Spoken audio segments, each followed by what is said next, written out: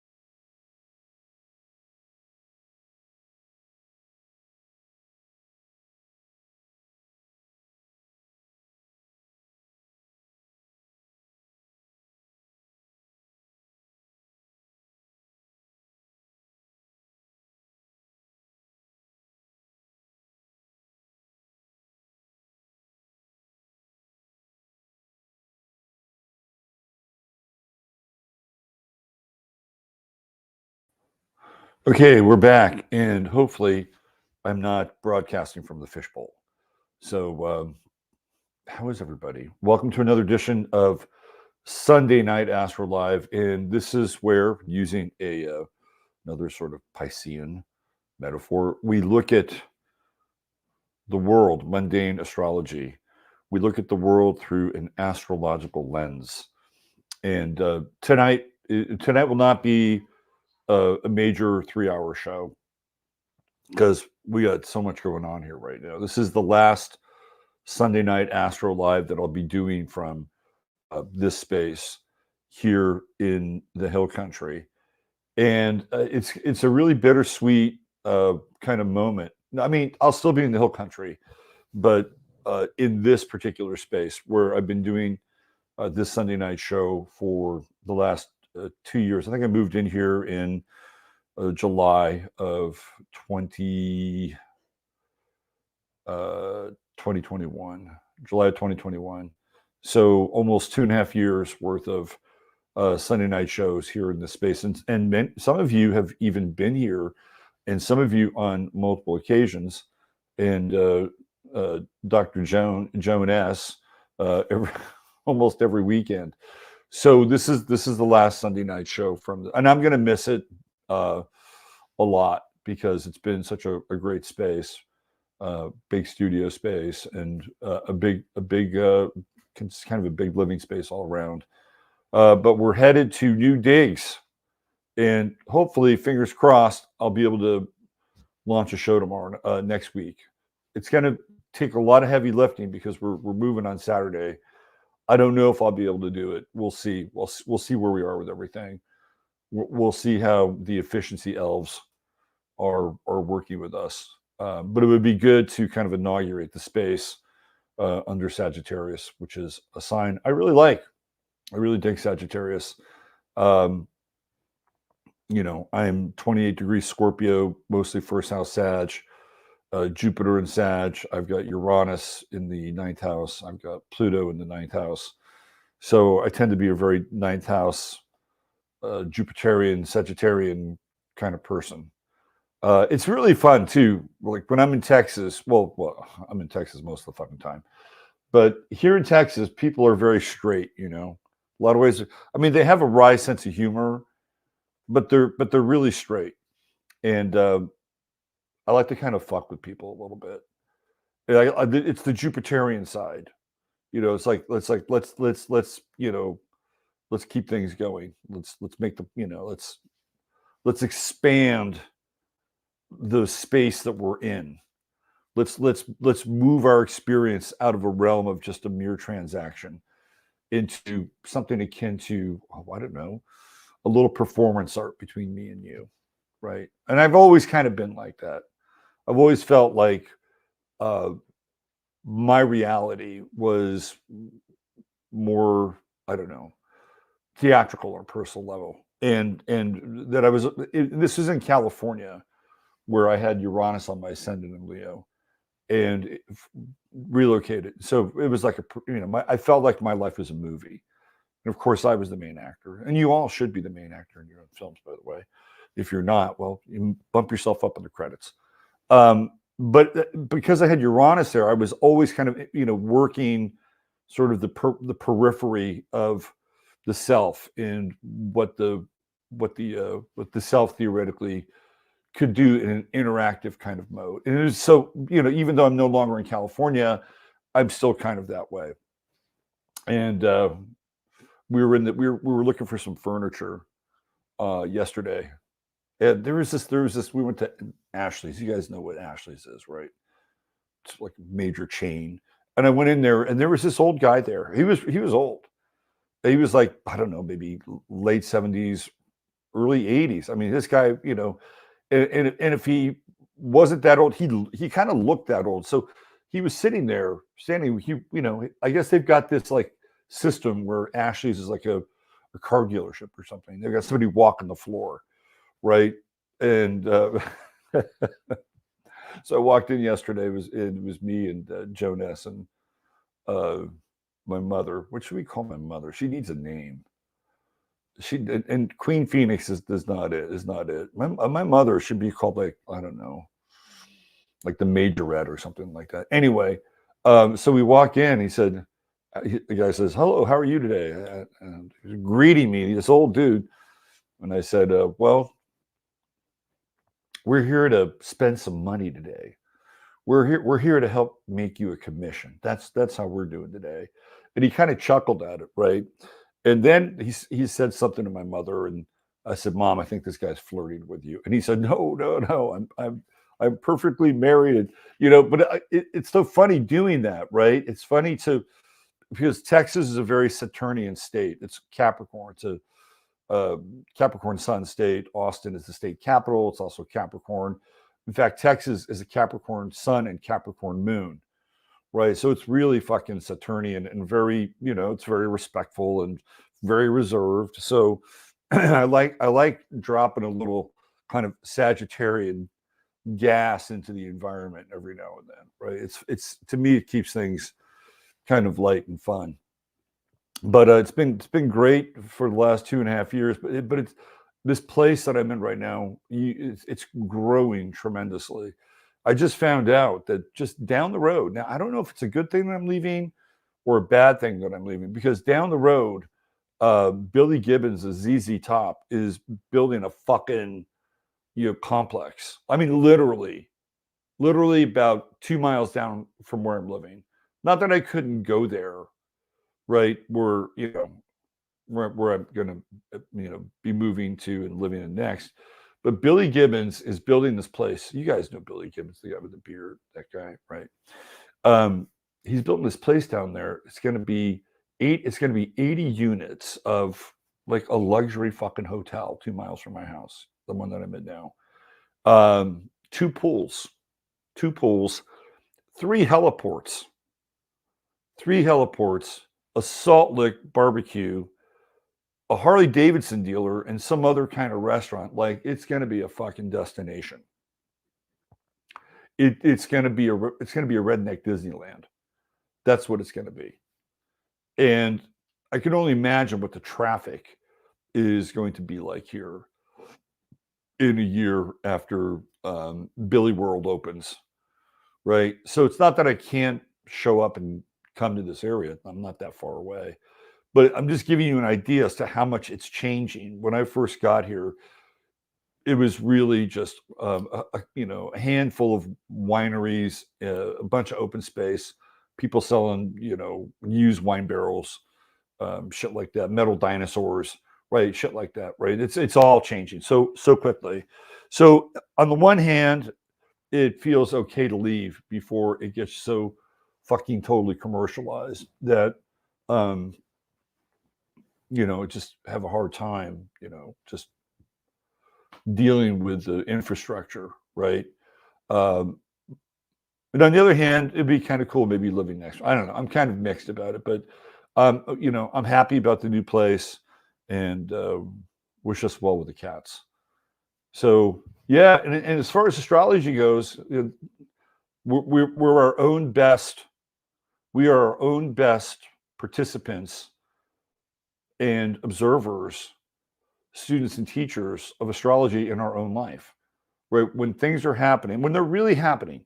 And I know that there are times, I follow a number of people on Twitter, or people show up on my Twitter feed, it's astrology, and they'll talk about their transits, right? And they'll take these, things going on, string them together, briefly extrapolate on them in 200 words or less, and bring them back to their life with what's going on. And I'm grateful. I'm happy that people are exploring astrology. Don't get me wrong. I don't want to be get off my lawn guy, right? I don't want to be that guy. But I find it fascinating to reduce like an event that's going on in your life with about 2 or 3 transits, particular to this or that, or your progress, and then break it and then put it into 200 words or less. I'm like, really? I mean, maybe that kind of shorthand and code works for people, right? Maybe it works for people. To me, it's kind of like those are really deep, profound, and I know that they're profound cycles, right? We go through profound cycles with astrology, and not to say that people can't do that and somehow, tell the world about it through shorthand. But I just question sometimes the validity, because the other thing I've seen is that there's the cart and horse effect with astrology, in that people will. I have to be careful what I say here, but people who tend not to have a lot going on in their lives will take aspects and they will dramatize them, right? Because they know it's coming, or they'll read that it's there, or they'll interpret it a certain way, and they will dramatize it. And with this idea that they would kickstart the transit or kickstart something in their life that is bold and exciting and or beguiling or energetic, right? I mean, that to me, I see a lot of that with people translating their everyday experience with astrology. It's almost like they're willing the events to happen in some ways, right? And I kind of understand it.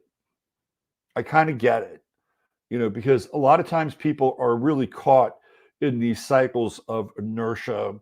At various points in time, our lives seem incredibly small, fairly mundane, right? So when people take these transits and aspects and they dramatize them and they personalize them in their own way, it gives them a sense of their own myth, right? Their own meaning, that they're not just a speck of, fly shit on a giant ball of cow dung, orbiting, some coal fire somewhere in the corner of the universe, right?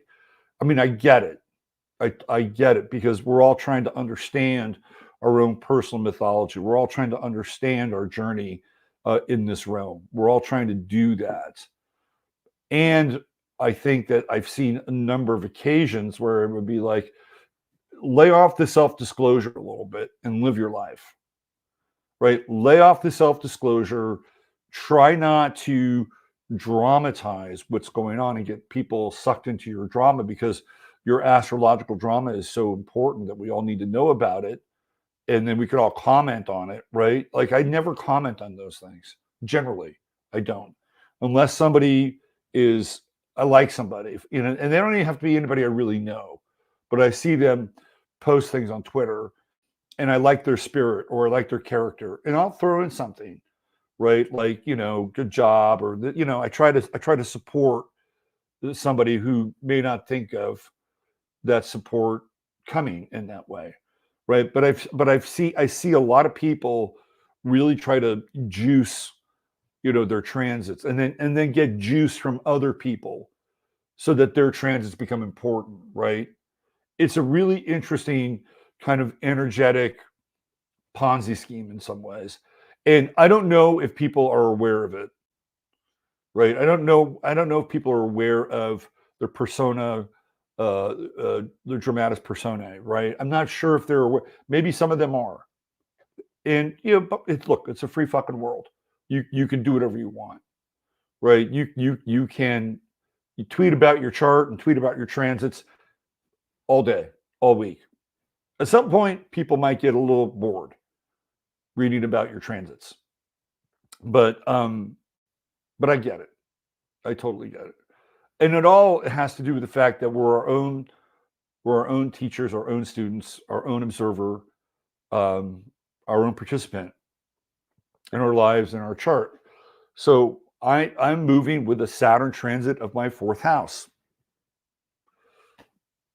Knew it, saw it coming, right? I've been working with this. I've been doing this for years, and I have picked up that Saturn fourth house transit like a blip of radar on the screen in anybody's chart whenever I've seen it. And if it's already been in their 12th, fourth house, I ask them when they moved. They say, well, I moved a year ago. Oh, there you go. Good job. You're following your chart, right? So this is part of what I'm going through. I'm going through the Saturn transit of my fourth house. And when Saturn gets into the bottom of your chart, right, what they call the nadir, it's taking the energy and moving the energy to some extent away from the other side of the chart, which is the 10th house, down into the fourth house. And it's actually resetting the foundation for that individual when Saturn is transiting through that part of the chart. So that when it comes around and you get that half cycle at 14 and a half years, theoretically, you have a foundation and you're ready to rock, right? When Saturn hits the ascent to the midheaven in Capricorn, it's like game on. Game on. It's your time, right? You have spent the last 14 and a half years, finishing off the sort of the personal planetary positions, the personal house positions, and moving into the higher positions of the chart. And Saturn, just if there's anything that's part of the parade, part of the procession, Saturn does its thing, right? Reshapes, reforms, it basically empties out what you've been doing so that you can, have a new experience. It's the other side of Saturn, right? People think Saturn's just all about, time and constraint and gravity and pressure and heavy. I don't use the word karmic with Saturn. I don't really believe in that. But these are all the things that we associate with Saturn. The father, institutions. I'll use the word again. I'll use gravity, right? I mean, all those things are part of the Saturnian path. But the other thing that Saturn does is it renews, right? It renews. Saturn represents winter. Where do we move from after winter? We move into spring. So once you go through a Saturnian transit, there's a new spring in your life, right? I mean, eventually we got a couple stops along the way, but that's we're in the dead of winter with Capricorn. Well, northern hemisphere we are dead of winter. So that by the time it swings around and we get into springtime, literal springtime and metaphoric springtime, that's the rebirth, right? That's a rebirth, and Saturn clears out everything, right? Saturn is like it's like the reaper, the reaper with the sickle, and it's cutting through, sort of the field and the dead growth of the field, and it's making way for springtime, right? So we're not quite in Capricorn season yet, but I'm in a very Saturnian mood tonight, as you can tell, with wearing my black robe or my black hoodie. Maybe I should put the black hoodie on. Maybe that would give it another. Oh, I want to mess it there. We'll do a show like this tonight. How's that? I could be very Saturnian. It could be very monk-like. And I'll pass. There we go. I like that better. Anyway, yeah, it's happening. And guess what? This whole thing is going on with my mother, who I extracted from California, Saturnian character, somebody older than me, right? What sign is she? She's a Pisces. We're Saturn, Pisces. See how astrology works? You see how astrology works. And if you pay close enough attention, and you don't have to micromanage the transits in your life. There are enough big transits, Saturnian transits, that you'll understand. You'll totally understand them. Look, if I get it, I don't. I'm trying to think. If I was in my 20s, me being in my 20s, and being here now with Twitter and astrology, would I be doing that? I might be. I might be. I might be kind of engaging in the exploration of my own mythos, which is what I think people are doing. And it's not necessarily a bad thing. I also feel like there's this, just to wrap this part of the talk up, that there is this kind of superficiality that goes along with it. Right? If you talk about yourself all the time, people are just going to stop listening. Right? They're just going to stop listening. Anyway, all right, let's go. Let's see what we have here. Who do we have? Who's in the house tonight? Who's in the house? Who's in the 11th house tonight? We got Susie, born in Fontana. Let's see. There's my man Ryan. What's going on, brother? Good to see you. CC Jones. There's fantastic. Trisha Yamoto. What's happening, Trisha? Yes, you are here for another night of Sunday Night AstroLive. We were playing. The good doctor and I were playing with Bazi today. Do you guys do the Bazi stuff? Do you do that Bazi? Yeah. My what was it? My door is death. Wow. When I read that, I was like, that makes sense. See, here I am. I'm mythologizing myself. So I'm doing the same thing that I was telling other people.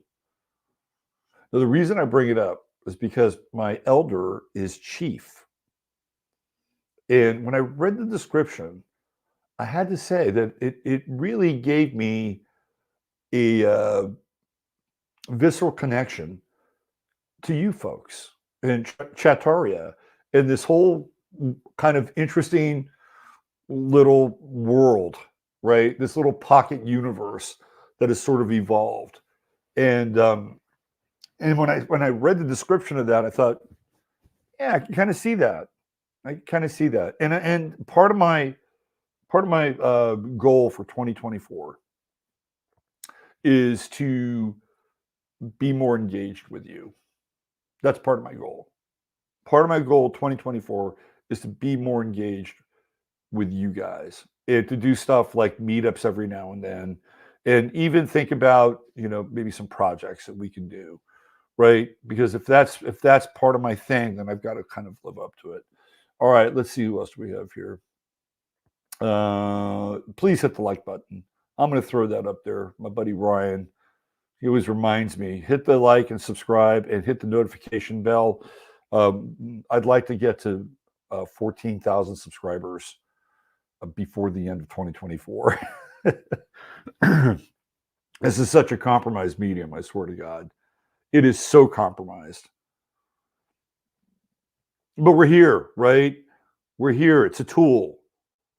It's a tool. It's mostly for free, except for all the information they're gathering from us. That's a different topic. But thank you, Ryan. Let's see who else we have. Meow meow. Meow meow. Flat Earth Hippie. What's happening? Moon Shadow. Got a Moon Shadow sighting. Lynette Jardine. There's Mad Maxine. She's in the house. There's my man DJMC. What's going on, brother Mike? Good to see you. There she is, the lovely and talented one, Dr. Jonas. Brandy Herrera, hand pink waving. Hello, Brandy. Hi back. Dory McLean. Yes, you are here. Present and accounted for. Peter Biome. What's going on, brother Peter? Good to see you. Is a saxophone you're playing? Let's put your picture up here, Peter. Looks like you're playing a saxophone. What we were watching today was playing the saxophone. It was a music video. What was it? Oh, Hall & Oates. Hall & Oates and Merc Bandstand. Let's see. Mark, yes. What's going on, brother Mark? Good to see you. Always great to have our friend, Mr. Cruelty-Free Cartoon, in the house. Cynthia Cluth. Cynthia Cluth is here. Moira in New York City. The heat is back on. Oh, was your heat out in New York? Boy, oh boy. Kika 222. What's happening, Kika? Claire's here from Scotland. William Pals. What's going on, William? Good to see you. Who else do we have? Cannot believe I'm here. You are here. You are here. We're here to witness your being here. Kelly and kids. What's happening, KK? Gaia Travelog in the house. What's going on, Gaia Travelog? Good to see you. I've got a wee midnight snack. There's my man, WC Ray, very exalted look with black backdrop.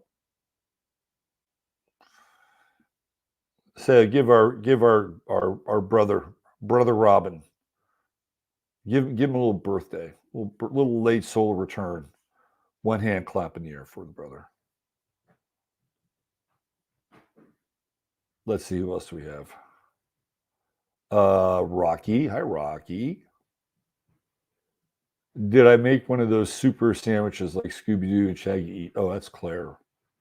I actually made my mother a sandwich tonight. Not like that, but it was a pretty good sandwich.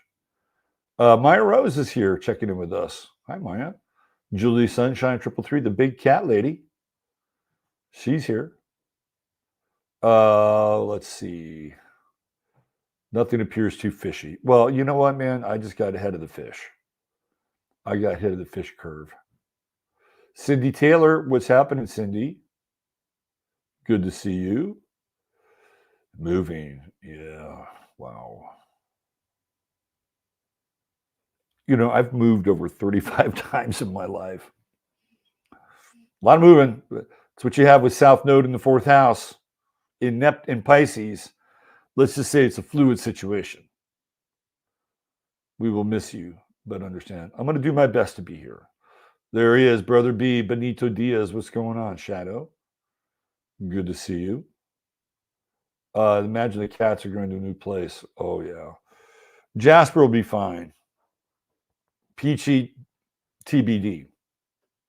She's an unknown entity. We think we know her, but then we realize we don't really know her, right? There's my man Steve Thor at the door. What's going on, brother Steve? Good to see you here tonight. Thank you for being here, as always. One of the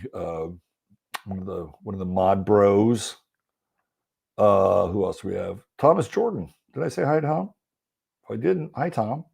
Rama Lama's here. just to give you a little visual, Rama Lama is responsible for the newsletters getting out. So thank you, Rama Lama, for all your good work in the newsletter front. I'm going to be doing an update on the newsletter.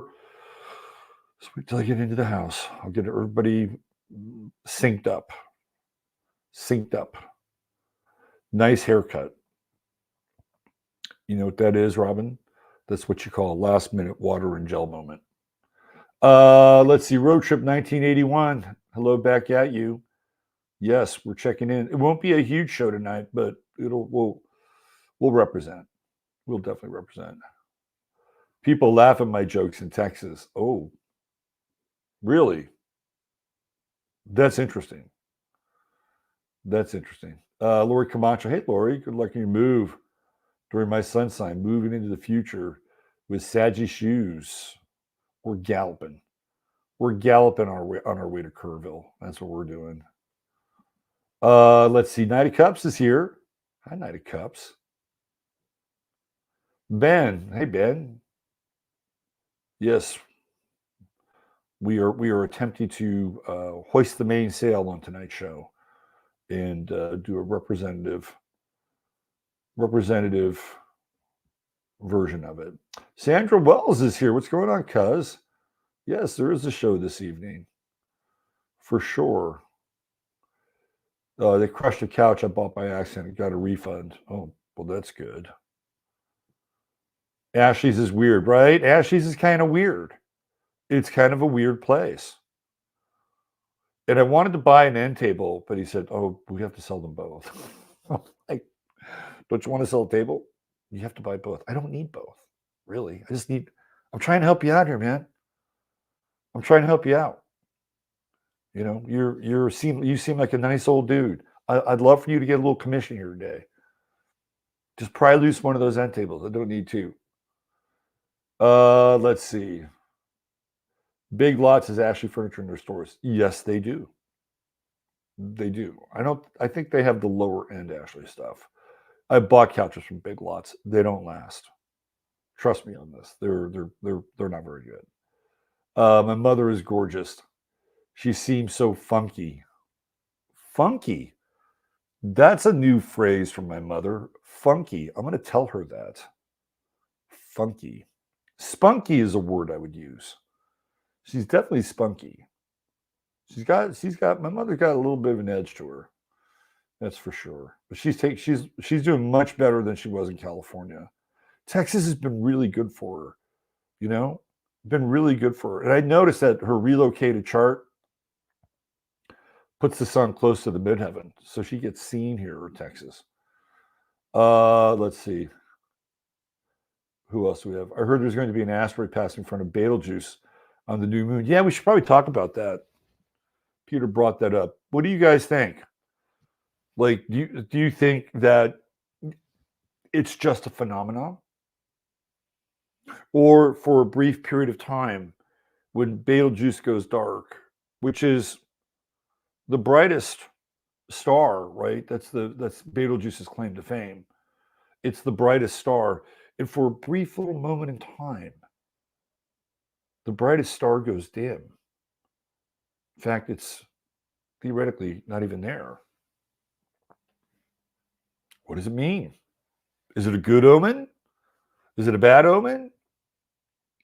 Or is it just another moment?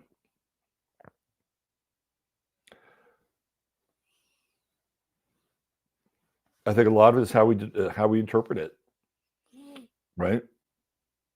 We'll get into it. Well, Peter, thanks for bringing that up. We'll take a look at that tonight. All right.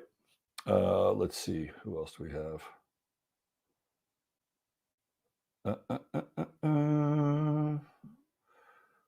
Protects mom first. I can tell. I got hot at somebody last week, William. To your point, I got hot at somebody. We were at Costco. You guys didn't hear the story because I didn't do a show last week. And we're at Costco. And so my mother was going to get her ears checked because the hearing aids are a little on the dim side. I'm having to elevate my voice more and more. I'm like, you should go get your ears checked. We got to see if you need to get those things turned up, do hearing aids, right? So we went to Costco. That really didn't fully work for reasons I don't really want to get into. But we were getting some other stuff, just a few small items, right? So she has to go to the bathroom. And they have all these self-checkout stations. And the line for the self-checkout it's epic, right? It's stretching back into the middle of the store. And she's up front. And, I'm sort of, sometimes when I go into big stores like that with a bunch of people, are you guys like this? I get really disoriented. Like I never liked going to malls. And I'm not somebody who's agoraphobic. I'm not, locked in or anything. But when I go to big places and there's a bunch of other people around, I tend to get really disoriented. And so I was having one of those moments where I'm kind of dealing with, everybody's fucking subtle bodies or whatever, right? And my mother is trying to go to and she pushes a cart, right? She pushes the cart so she can walk. And so she's pushing the cart past the last few of the self-checkout things. And then there's the self-checkout, ground control, this woman. And she starts barking at my mother. And she thinks that my mother is trying to cut in front of all these people behind her. And she says, ma'am, the back of the line is back there. And she just wants to use the bathroom, right? And I said, she just wants to use the bathroom. And then she said something else. Well, she can't take the cart past here and go to the bathroom. So we only had about 4 items in the cart. I didn't say anything to this woman. And I just started taking them out, right? Started taking them out and putting them on one of the self-checkout things that wasn't working or wasn't being used. And then I took her to the restroom, right? I was so pissed at this woman because first of all, she just thought that my mother was just, daft or whatever and didn't follow the rules. And, oh, here's another senior that's just kind of lost their way, and she's barking her back to the end of the line. And then she says, oh, she can't go past her. Like, what would have been the appropriate response? Oh, hi, ma'am. The end of the line is back there. Can I help you with something? Right? What the fuck would have been wrong with that? No, I get it. It's Christmas. You got to have your, fucking game face on, whatever, right? But then she said, oh, she needs to go to the bathroom. Let me help you. She could have said that, right? She dropped the ball twice. I was fucking pissed. So to your point, William, that is true. That was my Mars in Cancer.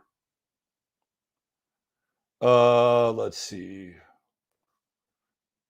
Sharp dress man. What kind of hotel? It'll be a upscale hill country rock and roll pleasure hotel. They're running out of water out there.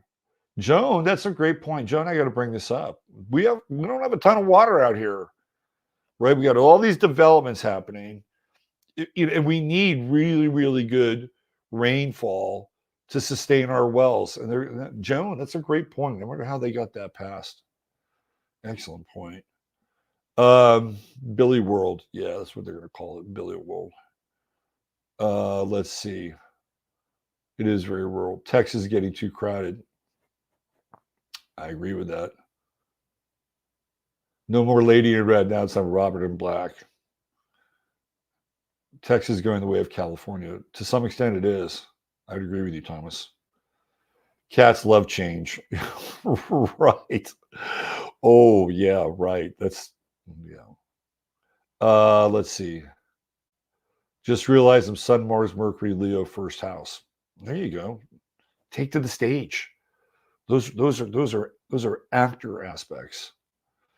Alex and Elon will be hanging out there. You know what? You're right. They will be. So here's what I think. They're all part of some kind of, I hate to use the word cabal. It's just an overused word, but there's something there, right? There's some kind of invisible network with these guys that I'm starting to kind of pick up on in a little way, in some ways, right? They're all sort of these nodal connections between all of them. By the way, check this out. If you take Alex Jones, Joe Rogan, Tucker Carlson, and Andrew Tate, you would have an astrological fixed grand cross. And Tucker Carlson has interviewed or been interviewed by all of them, right? Here's your fixed grand cross. The alchemical fixed grand cross of Joe Rogan, Leo, opposite sign of Alex Jones, completely opposite. Joe Rogan, August 11th, Alex Jones, February 11th, Tucker Carlson, Taurus, Andrew Tate, Scorpio. And in a weird way, don't they seem pretty connected? Didn't Tucker do a big interview, one of the most watched interviews on TV or the internet with Andrew Tate? Yep. Cats lose their balance when moved just a few miles down the road. Oh. Oh. Jasper's always been good. Give Jasper a few days and he's fine.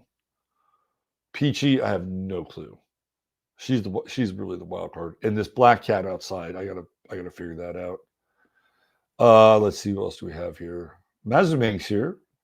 That's our friend Noreen. Hi, Noreen. I have a fixed grand cross natally. That's the master's class right there. We'll throw that up there, JK4. That is the master's class, fixed grand cross natally. Powerful stuff. Absolutely powerful stuff. It is quite a ride, especially when you have Pluto moving into Aquarius, Uranus moving into Taurus, right? Jupiter moving into Taurus. The ride is only going to get, especially with Aquarius, more weird and interesting. Leela's in the house. Hi, Leela. Kabuki Theater is here. Hey, we got a bow sighting. Jeff Rosen videos. Fixed signs are the best. Fixed signs are the best. Why? Because they're the most broken? No, I'm just kidding, Jeff. It's interesting about fixed signs in that there is this degree of demonstration with the sign that is immutable. And so you get the sort of the distilled essence of those signs, right? And what's interesting about the fixed sign too is, you know, how it goes into it's sort of like the thing that happens after initiation, because all the cardinal signs initiate, right? All the cardinal signs are like the starter fuel, you know, and all those cardinal signs are connected to the seasons. And then, you know, what happens after that is once the party gets started, right, then the fixed signs come in and take the elements of catalyzation and create something with it. So to that extent, I also think fixed signs are pretty interesting. And then coming off of that, we have the mutability, and the mutability generally represents you know, kind of an ending, right? Like Gemini is the end of really spring, because when we move into Cancer, we move into that catalyzation, that activation of summer. Virgo represents the end of summer, right, and beginning of fall. Pisces represents the end of winter and moving into the springtime catalyzation period. So in a lot of ways, you know, the fixed sign is sort of the concrescence, right? It is the amalgamation of the process until we break it down again and add mutability. Astrology is cool. You can see it all in there. Let's see, who else do we have? Oh, look at this. Here we go. 3 out of 4. All they needed was Joe Rogan. Elon, as we know, is a Cancer. But with Mars in Aquarius, he could play a bit of a stand-in for Rogan with the fixed signs. These guys, they're working. I don't trust Alex Jones for one iota. I think Alex is interesting. He's very entertaining, but I don't trust Alex at all. Not at all. I trust Tucker a bit more. But they're kind of both deep state babies. Alex has big time connections in his family, not his father. His father was a dentist. Joan actually worked for his father, by the way. But connections to the CIA, and his mother was the one in the family that had these weird connections with the three-letter agencies. It was through his mother, and there was a supposedly, again, I'm kind of in the realm of speculation here, but there was a rumor that for a while, a picture of Alex in a full-blown Freemasonic regalia, the robes and everything, which I actually believe that to be true, because Alex never, ever, ever talks about the Masons at all. He never talks about free. I mean, it's not that I listen to Alex Jones a ton, but there was a period of time where I did listen to him, and he never mentioned Freemasons. Misaki sent me a text. Let me see if I can pull it up. It's definitely a Masonic handshake. Hold on. Let me see what I got here. Let me see if I can bring it up. Where is this?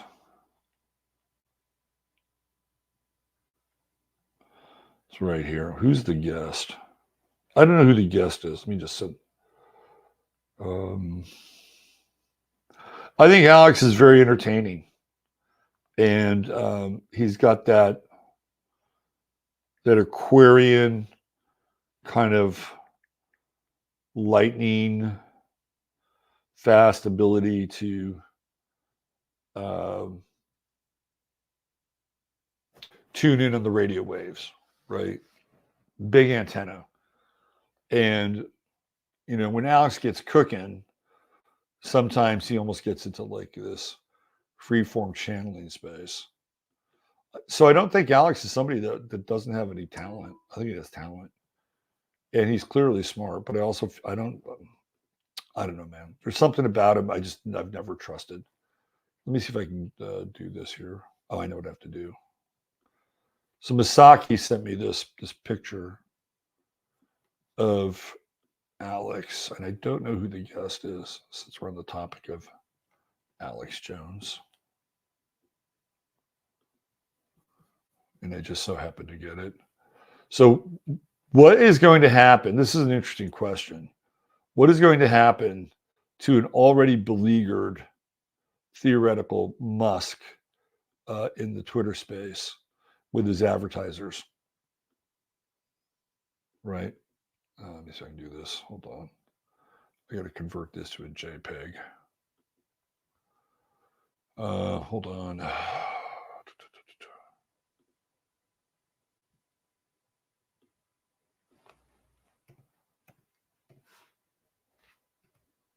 Yeah, it's not going to work. Hold on. Oh, normally I just be able to convert. I just be able to like open. I know what I can do. Hold on. I know what I can do here. It's just a weird file that Misaki sent me. So I'm going to do this. Here we go. And here it is. Yeah, my browser liked that a lot better. Okay, so here's what I'm referring to.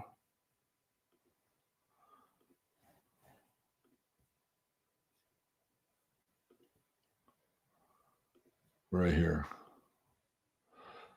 So this is when he's fairly young, and he's got thumb on knuckle. That is the Widowmaker's handshake, right? Thumb on knuckle, and then the other thumb on a knuckle, right?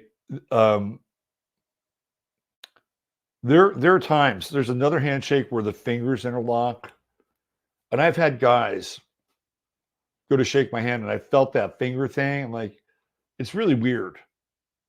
It's like, oh, this dude's a Mason. Like they're kind of probing.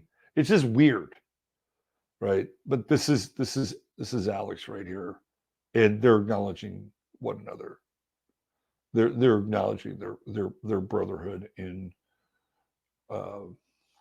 Freemasonry. Jacques de Molay. So there you go. All right. Let me go back here. Just a visual. All right, let me go back through some of the chats and we'll get going here. Let's see who else we have. My whole chart is almost all mutable. It's kept me alive. Let's see.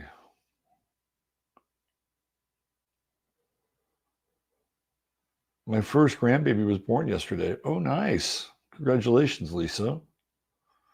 That's cool. Alex Jones is Mossad. He's connected to Stratford. He's totally connected to Stratford. All those guys are connected. Well, you have Lex Friedman, who's in Austin, Joe Rogan, who's in Austin, and Alex Jones, who's in Austin, and Stratford is in Austin. Stratford being an offshoot of Israeli intelligence, not classically or branded as Mossad, but clearly Israeli intelligence, right? Let's see, who else do we have here? Take 3 cat treats. I'll feed you in the morning. Let's see, who else do we have here?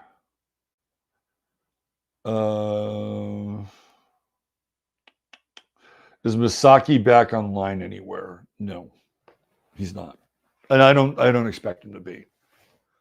Misaki decided that he didn't want to participate in public life anymore, and I totally respect his decision and this path that he's on, and he wanted to just start removing his imprint from public stuff and just go in another direction.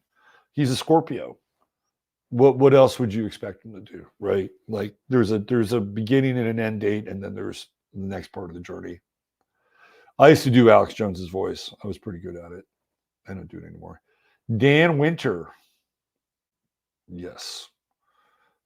Dan Winter. Let's hear it, Robert. Alex's voice? No. Oh, well, maybe I can do it later in the show, or maybe I can talk about Sagittarius right now. I think I can talk about Sagittarius right now. But if I talk too much like this, I'm gonna get a croak in my throat, and I'm not gonna be able to do the rest of the show. Let's see.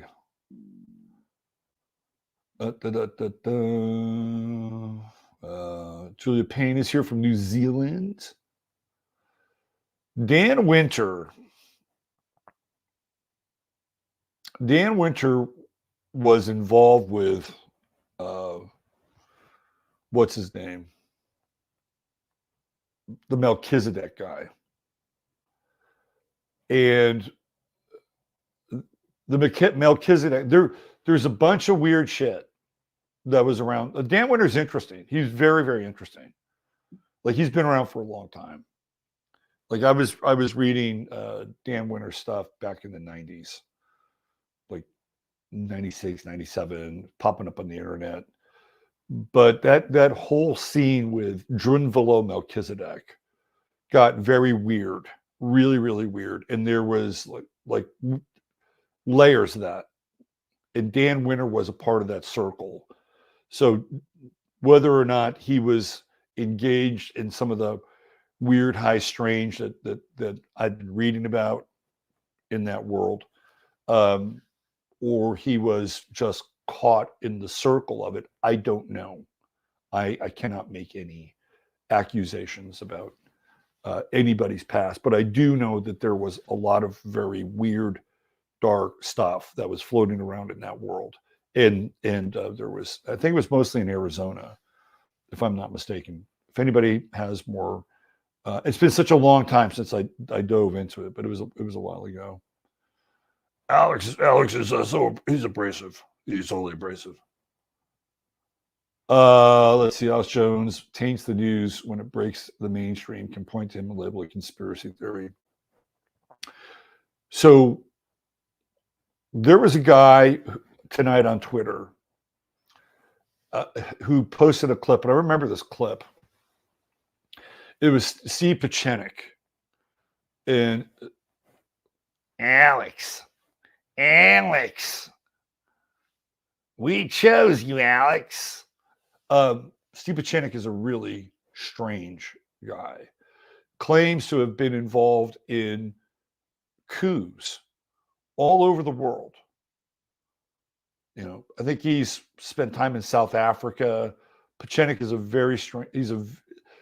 Piscean is about as deep statey as it gets. And there's a video where he says to Alex, that he couldn't do what they could have done without him. And that was the coup. The coup. That's what Steve Piscean said. Keep in mind, Steve Piscean is the same guy that said that the Constitution is, you know, just an old piece of paper. Gets in the way of things. Now, there are some people who are, you know, common law people that may agree with Steve Piscean, right? There's a whole other system to navigate through, and that the Constitution is more chains than it is deliverance, right? Or more chains that bound a person versus securing your rights, right? There's a school of thought with that. Piscean is clearly somebody who looks at the Constitution as a hindrance. And one of the things that Piscean said, I clearly remember this. This is all with Trump, this whole thing with Trump that went down. And Piscean said that the goal was to balkanize the United States. These are his words. These are Steve Piscean's words on Alex Jones, to balkanize the United States. And that Piscean's goal was to work with centralization and decentralization simultaneously. And that, according to him, they had achieved that goal. And that there had been a coup. Now, people who were looking for any kind of bright light, you know, at the end of 2020, you know, we're listening to this, interpreting it like, oh, well, the coup that we made, or the coup that was done, was the quote unquote white hats, right? Like, oh yeah, we staged a coup, we got everybody out. I'm not so sure that's the case. I am not so, and I don't know who Steve Piscean plays for, but he completely misled people around the watermark ballots and all that stuff, right? All that stuff, you know, and all the blockchain shit, and you know, that is somebody that I would not trust at all. And Alex had him on all the time, and most of the time, I thought he barely tolerated Alex Jones. Right? He barely tolerated him. And Steve Piscean goes all the way back to Vietnam and Nixon, and you know, he's like Roger Stone. He's another deep stater, very deep state, intel, CIA stuff. Wrote some of Tom Clancy's books. You guys probably know the background of Steve Piscean. And then January 6th happens, right? And here's all I have to say about January 6th and what was staged. Alex Jones had stopped the steal, and it was 3 separate trips. The first one was, I think, you know, somewhat warranted, right? It was somewhat warranted. There was a lot of energy around it. I remember Steve Bannon was there, and he had these people from China who didn't like China, you know, and they were there to support what was going on. It was, you know, it was kind of like, it's a small world after all for truth. That's what was going on at first. Everybody was feeling good. You know, we got all these people working together. You know, we got Mike Cernovich. We got Jack Posobiec. We got all these people. You know, we're all working together, right? Gavin McInnes. And then they had Stop the Steal 2, which, by the way, was slightly darker because I watched them all. slightly darker. Like, ooh, what's going on here? And then, of course, they had the big stop steal, which was the day that, of course, they were going to finalize the fact that Joe Biden was going to be the 46th president, right? Now, the run up to all of that, and this is what I tell people who don't believe that there is a link between what was going on with InfoWars and what was going to happen on January 6th. If you look at who hosted InfoWars frequently during that period, who did you have? You had Stuart Rhodes, you had Enrique Tarrio, you had Ali Alexander. All three of those guys were either hosting InfoWars or they were a consistent guest of InfoWars. Stuart Rhodes, of course, the head of the Oath Keepers. Stuart Rhodes was it the online, not Medium, but the other one, Revolver. Revolver did this amazing breakdown of Stuart Rhodes and how Stuart Rhodes is really a deep state actor. I mean, people got involved with him and the Oath Keepers going all the way back to the Bundy stuff in Nevada, right? Where Stuart Rhodes went in and just started monkey wrenching everything, right? Pete Santilli and all that shit. And that Revolver piece just laid it all out, completely laid it all out. And then you had Enrique Tarrio, who was a known FBI informant. Like that came out even before January 6th. It came out. And Enrique Tarrio was I think the lead of the Proud Boys. It's a weird name. And I remember reading the story where the FBI met him at the airport in Washington and they picked him up, right? When I heard about that, I'm like, that sounds weird, right? To me, that sounds like an extraction.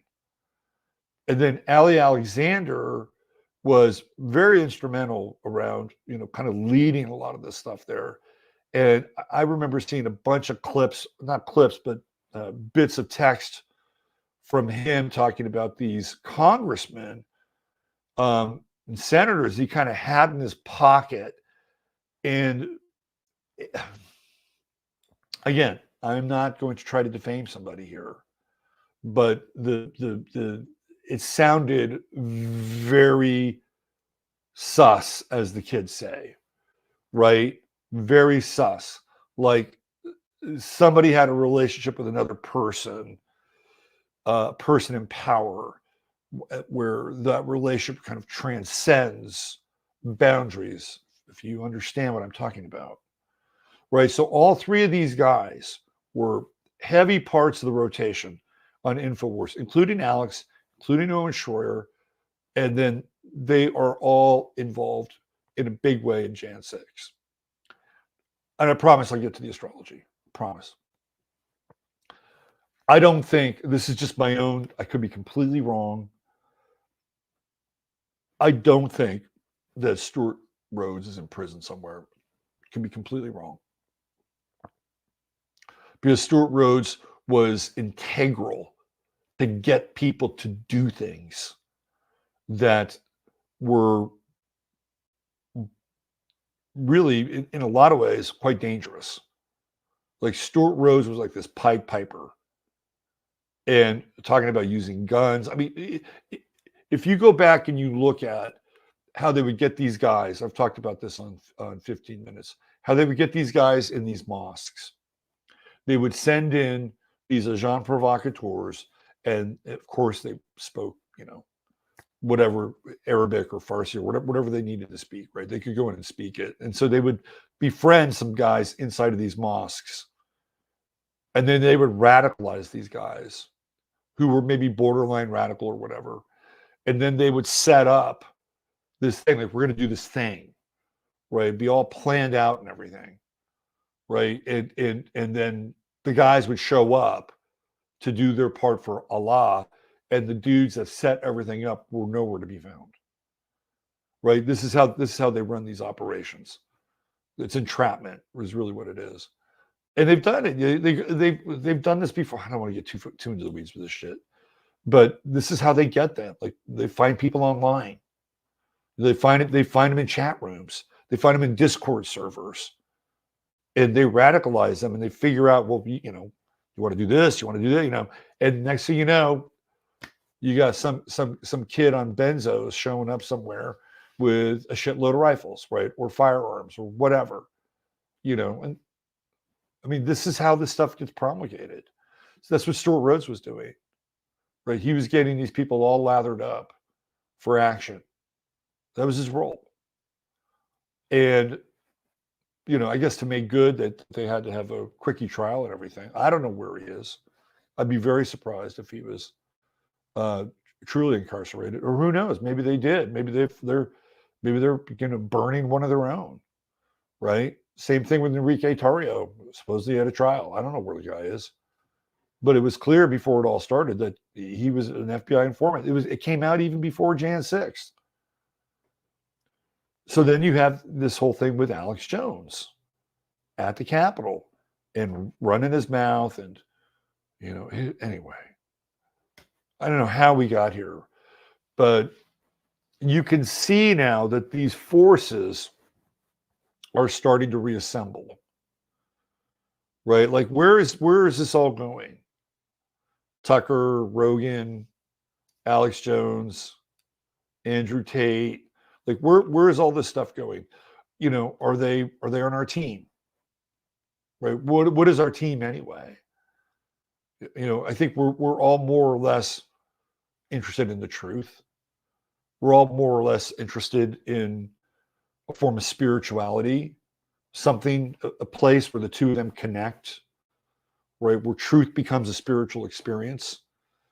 And through a lived spirituality, we're forced to be truthful with ourselves and with others, right? I think we can all meet there. Right? I think that's our kind of, Pax Romana in some ways. And then beyond that, we all bring our own stuff, our own mythologies, our own personas, right? Our own whatever they are. But I think that's kind of what brings us together. Is this idea of spirit, truth, and mystery. An adventure, right? As dark as it is, we're on a fucking adventure. Right now we may be in the Disney haunted house, but we're on an adventure. That's part of it too, right? I think a lot of us here are seekers, and seekers of many different things, but ultimately this idea of the truth, and we have to ask ourselves: are these people representative of that? And for me, I guess the most important litmus is, do they ask the right questions? Do they ask the right questions? And do they make the best causes? This is all Sagittarian stuff now. We can talk about astrology. This is all Sagittarian stuff. Do they make the best causes and cases for truth? When Alex Jones said Hollywood is run by China, owned and operated by China, Alex, I don't think so. Right? I don't think so. Do the Chinese have a say? Maybe they've invested in the studio system, but I guarantee you, the same people that started to run Hollywood in the 1920s, 1930s are still running Hollywood now. Same people that ran Hollywood, ran the music business. It is an entrenched ownership group, and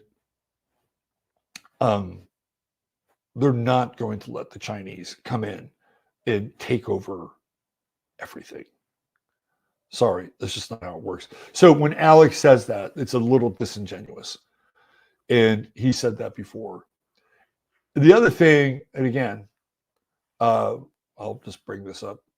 The other thing that Alex would never, ever, ever touch on his show is the proverbial third rail. And what's interesting is that you would think that, well, you don't touch the third rail because if you do, there's a very good chance you'll get canceled, right? You'll get canceled. You'll be smeared as an anti-Semite or whatever. Alex wound up getting canceled anyway, right? He got canceled anyway.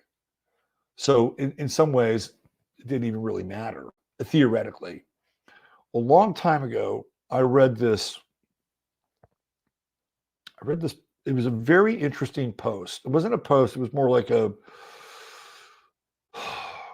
entry on a website. It talked about Alex Jones, and it said he is not what he appears to be. And it was a very kind of cryptic kind of, again, this is all pre like chat room and social media shit.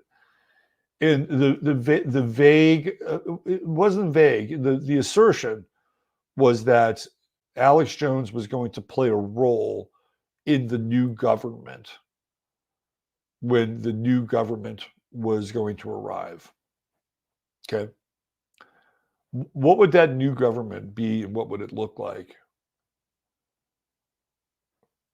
To me, it would be some kind of techno totalitarian fascism with an overlay of libertarianism, right? That's what it would look like in a lot of ways. It would be Luciferic in some ways. In sort of the description definition we would term Luciferianism. Anyway, it's just a piece from the past, a thread from the past, and I thought it was interesting. And for all of Alex Jones's troubles, right, in all of his travails, he's still around. He's still around. He's still doing his thing. Right? They've not been able to squash it, not been able to, put an end to. And in fact, keep an eye on him. He's going to be back on Twitter. And to that point, or to that end, and I'll wrap this part of the conversation up. One has to question how much Elon Musk needs sponsors or advertisers for Twitter. Because if the cascade effect of bringing Alex Jones back will be the biggest, if the fuck you to Bob Iger in that New York Times interview was the biggest fuck you that has ever happened in a public forum like that around things like advertising, commercial dollars, and money, that the reintroduction of Alex Jones to Twitter will be 100 times that. So that says to me that Elon Musk doesn't need advertiser money for what, and we don't know totally what's going on in the background. We don't know what's going on really behind the scenes. I would assume somebody like Peter Thiel would be involved, not officially, like he wouldn't be on the board, right? But he would be involved. And Peter Thiel is worth a shit ton of money. And Elon, to me, it's still amazing how much money Elon was able to make because, all he did early on in Silicon Valley was fail. He failed upwards. So there's a shit ton of money ready to be vested in Twitter or X, which will be theoretically the new internet, ultimately, right? Now, I have to admit, I have found what Elon Musk has been doing lately to be at the very least remotely interesting. Doesn't mean I'm co-signing on Elon Musk as, hey, he's our guy and he's on our team. We all have to have our high beams on. But at the end of the day, where are we going to find, where are we going to find allies in this world? Right? Because really that's what, when we get back to this idea of truth and spirit and the intersection and the Pax Romana that we agree upon, we all need allies. We need allies in this world. And sometimes those allies will come from other places. Sometimes they'll come from other political positions. And sometimes those allies look to be people that we trust and believe in and listen to. And they may not be, right? They may not be. I think it's going to be interesting when Pluto finally moves into Aquarius and we get a wider spectrum of people and a wider spectrum of possibility of this kind of strange bedfellows that I've been talking about for a long time. Somebody else brought up on Twitter tonight, I think it was Elsa the Patriot. She said that the most successful quote unquote truth tellers are the ones that have the smallest channels. And I would agree with that. That people who have like super inflated numbers, you always have to question, where did they come from? How did they get here? But on the other hand, if you do too much questioning and you can't allow for anybody to be an ally in your life for however long, like I'm sure for some of you, Alex Jones was an ally for a while. And then after a while, you were like, okay, I've kind of moved beyond this, or I'm not buying this anymore. And so this is what happens. You have a connection with somebody for a while, you learn something, and then you move on. You kind of outgrow that connection. Then ultimately you just find out that it's all about you anyway. So, all right, let's get into some astrology. Thank you for bringing that up. I had no idea we were going to talk about that tonight. Let's talk about the new moon. We'll get a little chart of the moment because the new moon's not that far away. Do a little chart of the moment with this new moon. And we'll talk about this.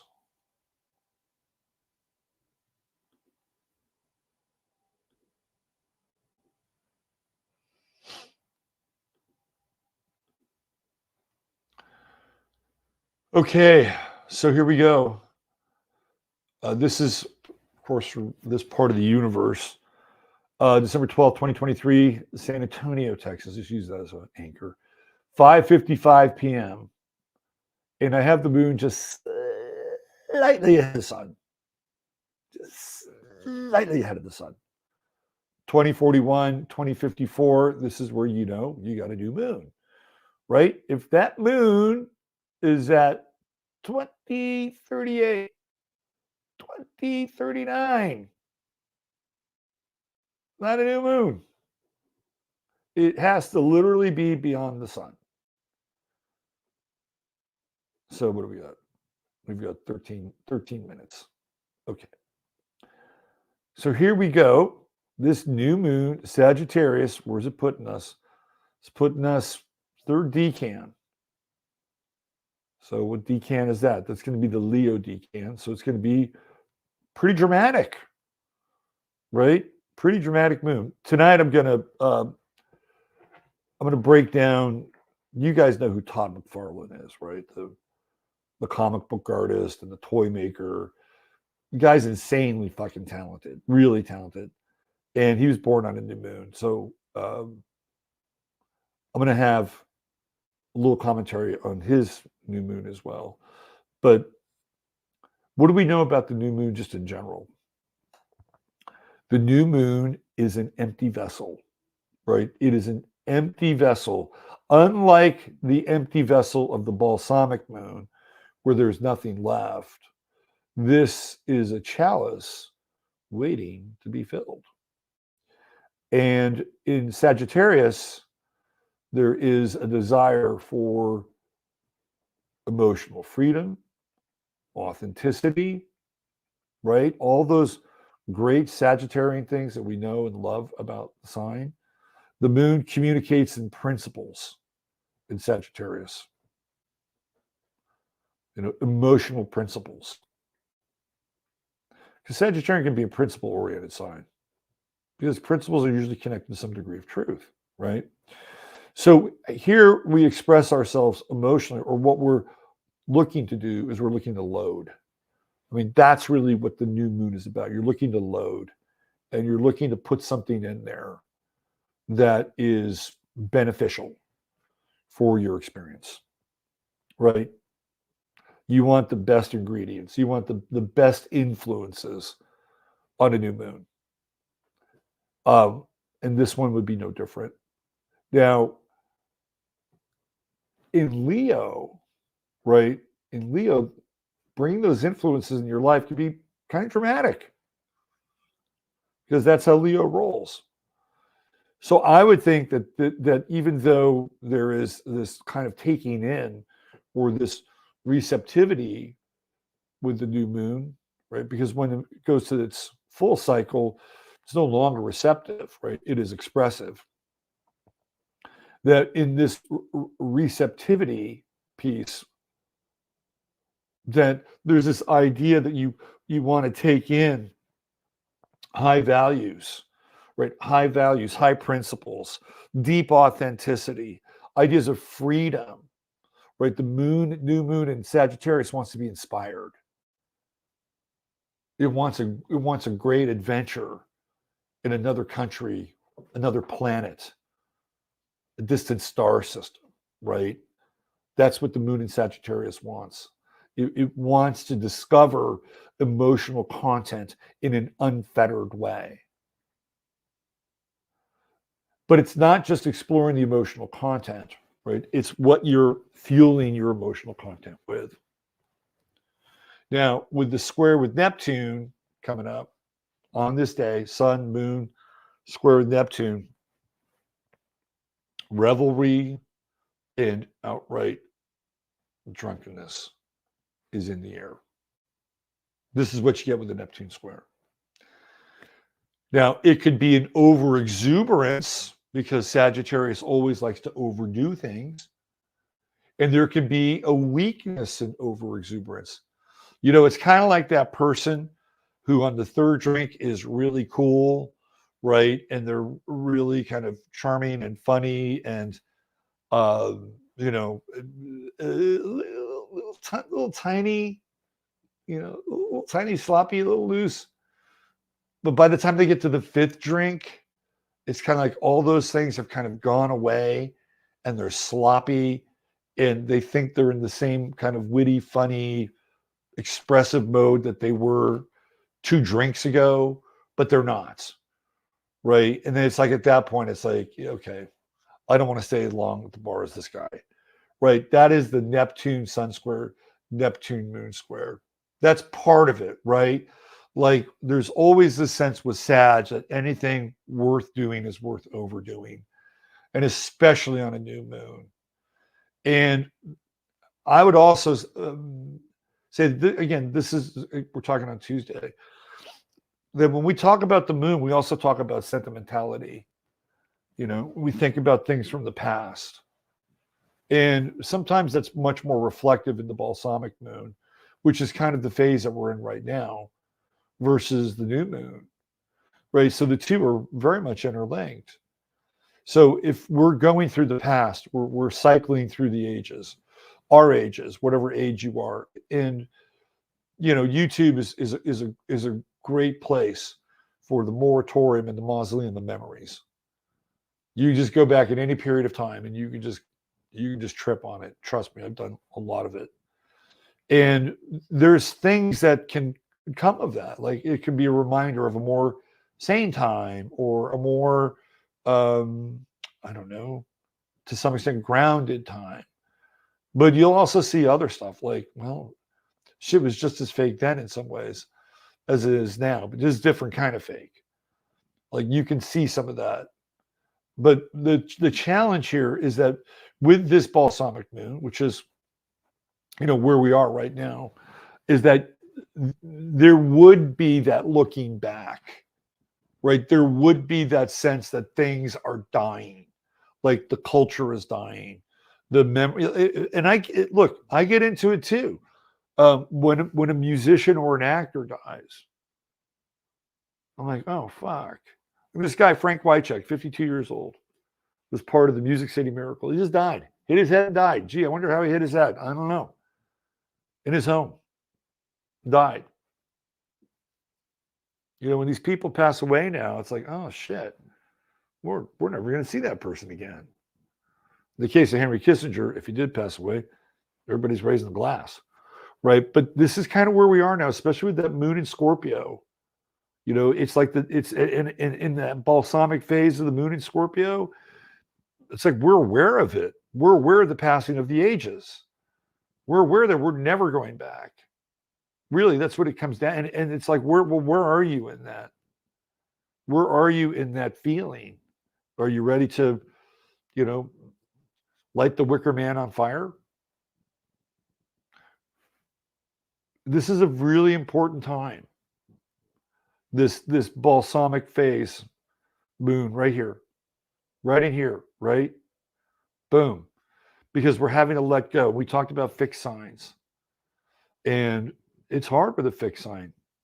Now, the moon will be mutable in its final phases of being balsamic, which makes it a little bit better, right? You're able to move faster off that balsamic moon in a mutable sign.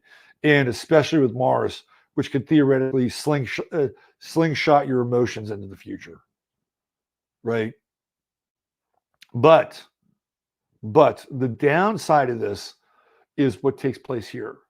Sort of this balsamic moon in the valley of the shadow of death. And really having to let go of things. Because once you're on the other side here, depending upon what your experience is from here to here, this moon is going to sort of determine, in a lot of ways, what your experience with the balsamic Scorpio moon is. And that Scorpio moon just wants to hang on, right? It wants to hang on. It's intense. It's dark. It's kind of jealous at times. It's kind of covetous, right? That's the word I would use with the Scorpio moon. And the emotions are boiling underneath the surface. And sometimes that boil can be a beautiful thing. Absolutely beautiful thing. If you have a Scorpio moon in your life, in your chart, like you have the ability to channel some very intense, profound, deep emotion. Oftentimes it can be sexual, it can be very gratifying for you and gratifying for the person that's with you, right? That is the intense kernel of the Scorpio moon. It's the letting go of the Scorpio moon that's very difficult. If you'd rather bite the head off of somebody before you let them go, right? I mean, that's kind of because you're dealing with Cancer, which with the moon, with the Cancerian rulership, right? And we know that the moon in Cancer has a tough time, or just Cancer in general has a tough time. You throw Scorpio in there, fixed sign, balsamic, boom, right? This is an intense period. Now, on the other side of this, with this new moon, there's this kind of revelry, like you're on the other side. Okay, I made it. I made it, and I want to shake off the past and let's toast to the future. Don't toast too much to the future.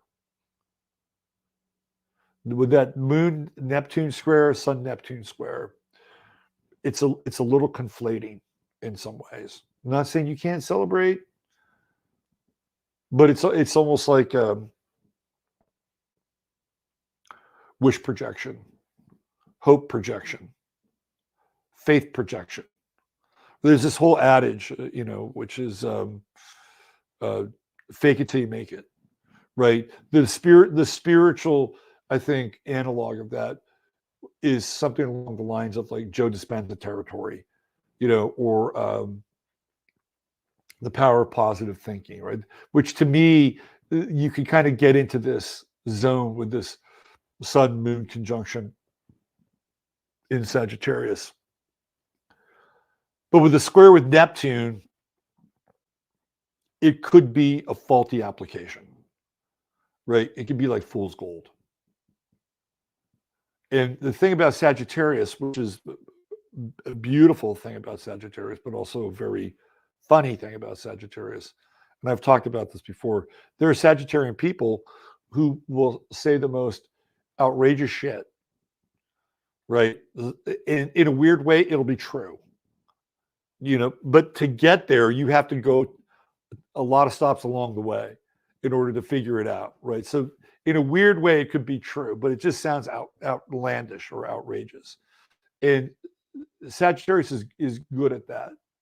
But this is one of those instances where you may want to test the authenticity of your authenticity, right? With this conjunction and the square with Neptune. Who knows though? The other side of this too is that sometimes you just gotta let it go, right? You just gotta let it rip. And with the Neptune square, It's like, what the fuck? Let the chips fall where they may. And that's one of the beautiful things too about Sagittarius is that, you know, it's a very interesting sign in terms of picking up the pieces. And they don't seem to be too ruffled by failure or defeat in most cases.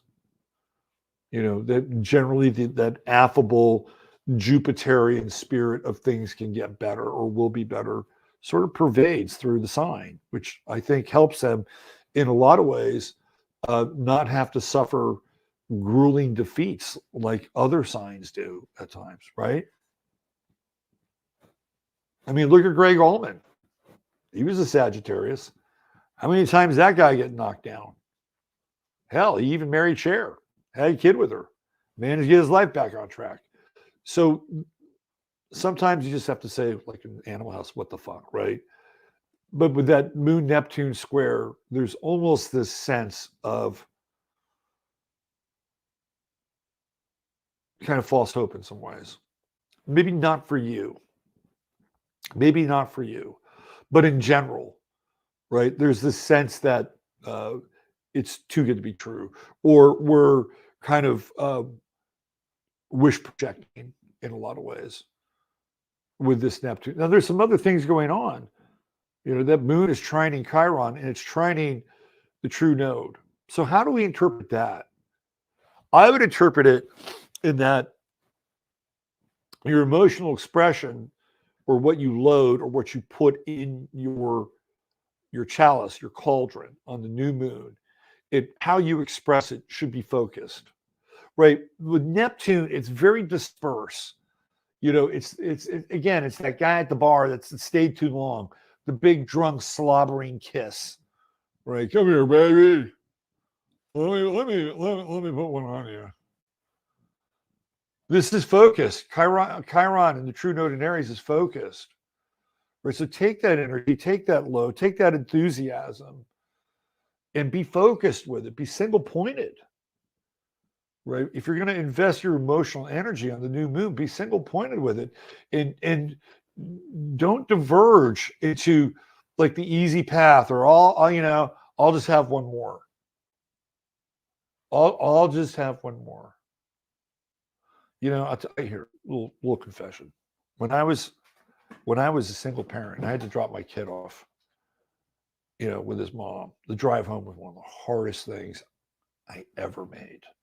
It was very difficult. And it was so hard for me to not stop at the bar on the way home. I swear to God, it was difficult. I would say that out of all those journeys, I probably said no maybe 15% of the time until I finally just had to have a break, right? And that's kind of what we're talking now. This is more celebratory, I think, right? Or you think it is. But just know where your limits are. Know where your limits are. Stay focused. It's good new moon to be focused, right? I mean, we look around and say, well, the world's fucking falling apart. We're going to be drinking black fly larva milkshakes. We're going to be living in a 15-minute city. You know, some dumb bitch is going to come on my phone, on my car, and tell me that it's going to be stopped in the future because I've run out of social credit score credits, right? I mean, all these things, right? We're all kind of, you know, staring this world down. BlackRock being the biggest fucking real estate investor, driving up the price of houses, taking away inventory. Like, well, what the fuck are we going to live for? What are we living for? This new moon moment brings us to that moment. What are we living for? Now you can take that little jaunt off the highway there with that square with Neptune and just say, oh, fuck it, I'm going to party like it's 1999. Or you can get focused and you can test yourself. And you can say, okay, well, if I do this, am I going to fail? Oh, Jasper and Peachy are playing amongst the boxes. Maybe I should just leave the boxes out when we move. Maybe they just like the boxes. I've never seen them do this before. Playing like hide and go seek and cat war. Now they could knock this light over Peachy, don't knock this slide over as I start to talk about Aries. You know what I'm saying, right? Like new moon, be focused. Be focused. What do you want? What do you want? At a deep level, you know, because I feel like that square with Neptune is the easy kind of the easy now. Oh, she just chased him out of there. The easy now. What do you want? Right? Like you got a couple days to think about it. And even with this moon in Scorpio, again, balsamic and dark and fixed. What do you want? Do you want to get out of your hole? Do you want to get out of hell? You know, do you want to be liberated? Find some liberation. You know, this is a straight arrow path right here. Straight arrow path. Straight edge path, maybe. This is not. This is fill her up one more time. I got to get another one for the road, right? To be focused. You know, the intentionality around this new moon is only going to be enhanced and amplified by being focused. So you can feel big.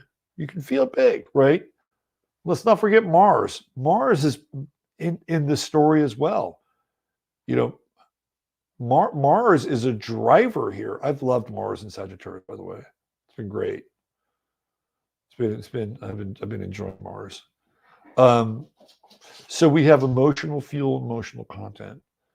We have the sun, which is the pilot, and we got Mars back here. Mars is the badass, right? The samurai badass that's hanging out, sort of lying in wait. And then, of course, there's Ceres in Sagittarius too. What are you nurturing? This is all, you know, this is all new moon material. Stellium, capital T around truth. What are you nurturing? What are you doing to nurture your authenticity, real authenticity?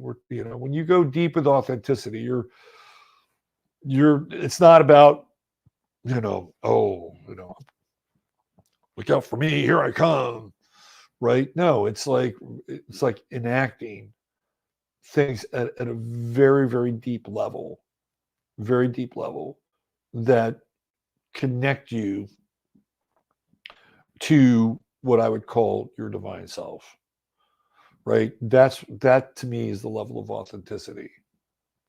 You know, this is where literally, you know, God works through you. That's the level of authenticity that we're talking about, which is a lot of responsibility in some ways.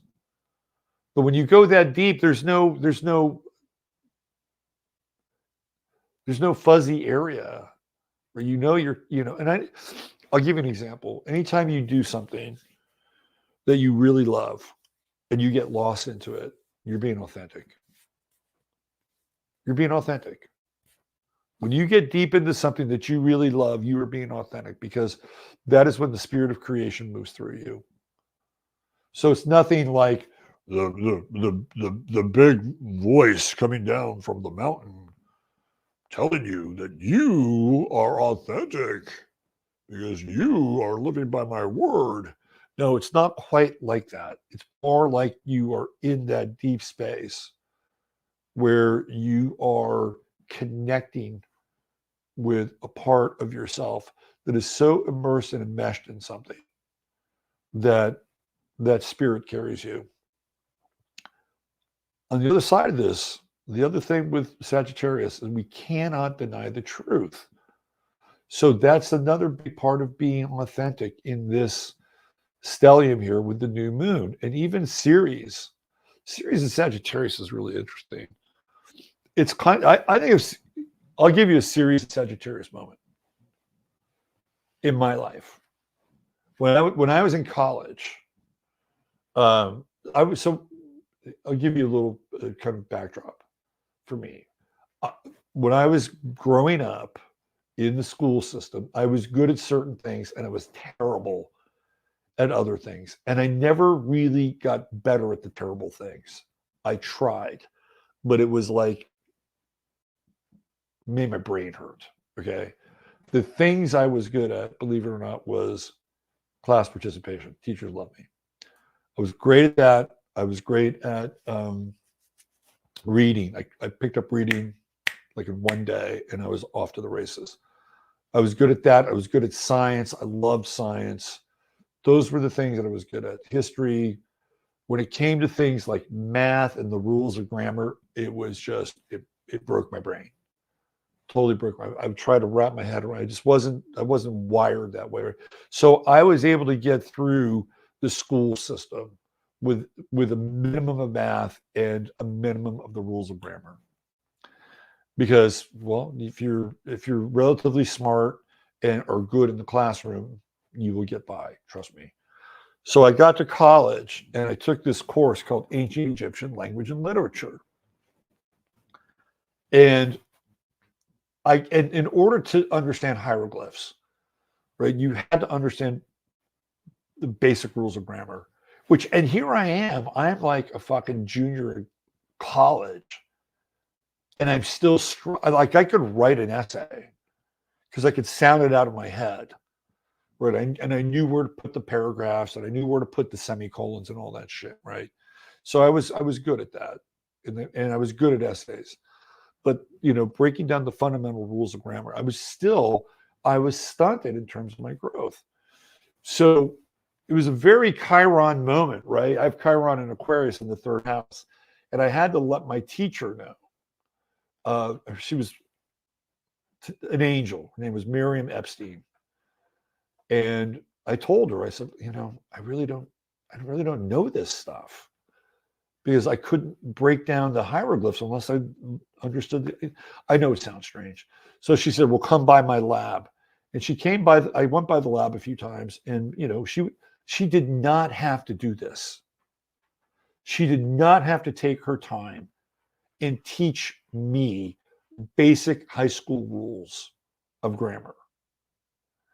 And she did it. And once I understood it, which I did, then I was able to break these hieroglyphs down. And man, it was like she gave me the keys to the kingdom. And I did really, really well in that class.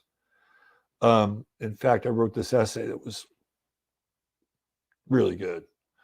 It was connecting Rhyme of the Ancient Mariner and Kubla Khan from Coleridge with this story that was told by an Egyptian mariner, and I went into Jung and archetypes and all this stuff. And it was really, you could tell she was proud, right? It was like the teacher was proud of the student, and to me, that is Ceres and Sagittarius, right there. She was nurturing in a Sagittarian environment.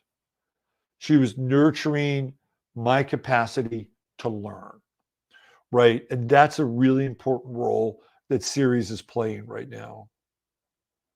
And if we're our brother's keepers, theoretically, right, this is where Ceres and Sagittarius comes into play, that we nurture an ability in a space to teach and learn with others. And I really, Mars here can be a bit tough, right? Like Mars and Sagittarius is the tough teacher. Mars and Sagittarius is the martial arts teacher that kicks your ass a little bit. But I really like Ceres and Sag because one of the things that I've just been, getting my mind blown on is this idea that we have been toiling in the underworld for the last 25 years. Like I started to study the stuff that we talk about a long time ago. Like when I was 30 in 1990, I saw Bill Cooper in Olympia, Washington. I've got a first run copy of Behold a Pale Horse. Like this is how long I have been kind of on this path, right? And then when I saw Vivek Ramaswamy, whatever you think of him, bust out 9/11, Jan 6th, right? The stolen election. It's like that was the red pill across the Rubicon moment. And then I look around and I see Elon Musk and Joe Rogan and Alex Jones and all these people, whatever you think of them, right? Whatever you think of them, that all this stuff now is bubbling to the surface. Like we have been toiling in the underworld for years. And now it's about to go full on mainstream, right? Think about that for a moment. Just think what Vivek Ramaswamy, again, whatever you think of him, whether you think he's Obama light on the right, Soros shill, right, Vivek the snake, whatever, right? That moment when he brought that stuff up in the way that he brought it up in that debate, it was like, holy shit. That's what you would hear on a live stream, right? That's what you would hear on a live stream. And you have to remember that a lot of those people who watched the Republican debate on that shitty little network, whatever it was, or were there live in the audience, they don't travel in this world, right? They don't traffic in this world. So when he brings stuff like that up, right, for a lot of those people, it is like way over their fucking head, right? They're more concerned about, how Nikki Haley is going to wipe out anti-Zionism versus trying to understand why she would even be engaged in wanting to do something like that. So we're in this pivotal moment in time where, this thing is about to go full tilt boogie. And what happened?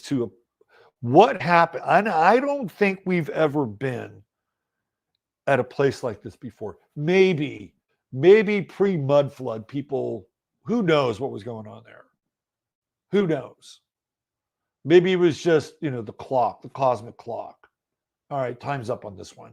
Shut her down. Right? Maybe that's it. I think there's probably something more to it than just that. But this is different. This is different because I don't think during that time, and again, we're doing with like kind of a theoretical, mystery history. I don't think they looked around and said, all this is fake. We're at the behest of these social engineers and controllers, and we're starting to wake up to that fact. I don't think that was happening then. It's happening now. But during that last reset, which I do believe was a reset, that wasn't what was happening. It was kind of like the social engineers and controllers were just in charge. And they said, okay, we're done. This is different. I think this is different.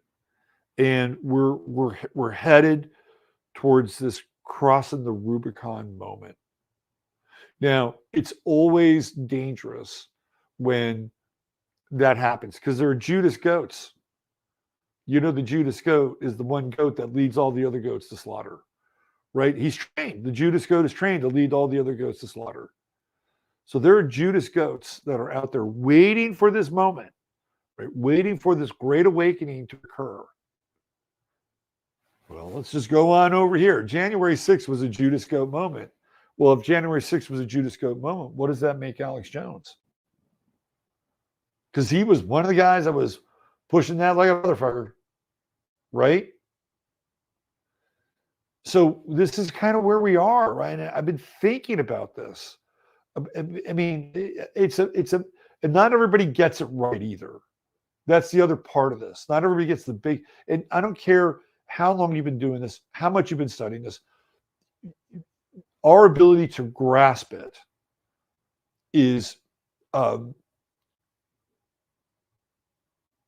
it's very finite, right? It's incredibly finite because we can only grasp it based on theoretical history, patterns, perception, right?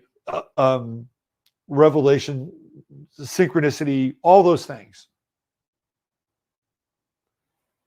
But to fully understand the totality of it would take you into what's called the ineffable. You would not be able to communicate it. That's how big it is. Like that is how big it is. You would be grasping at words to try to have some kind of glossolalia of the truth, right? And it's kind of where we are. We're getting there. We're really getting there. And there are a bunch of people that are kicking and screaming. But I'm telling you, we are We are ramping up here. Right? We are ramping up to something significant. Now we could be derailed, or as an individual, you can be focused. Right? Aries is focused. Aries is one thing. One thing. That's what Aries is. It's going to do one thing. Boom.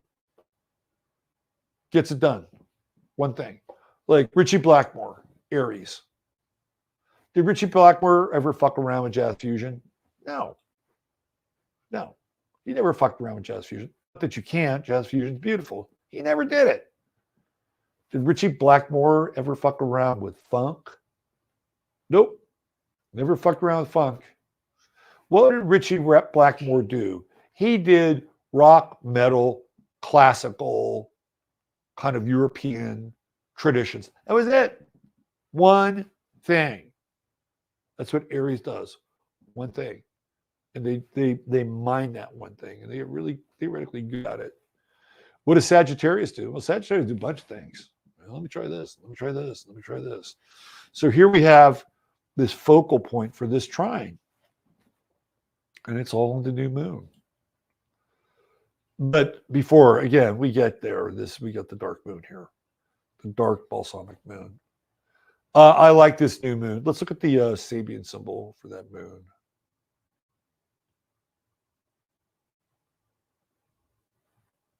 And we might be able to go into the next segment as well.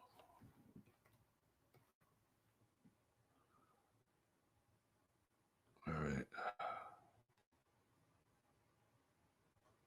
Here we go. All right, so what is it? 21. Sag 21. What do we got for Sag 21?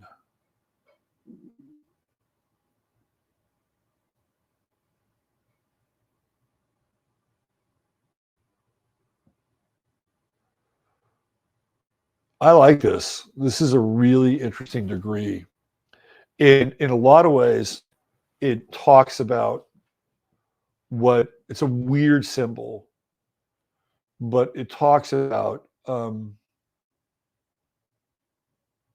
some ways, what we've been talking about, or at least I've been talking about. Here, let me throw this up there.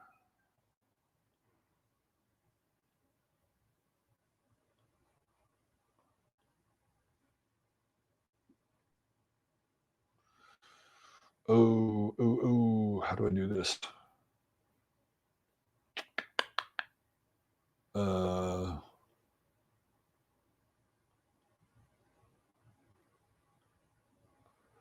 Here, I got to do this. I got to load this up in a different area. Hold on.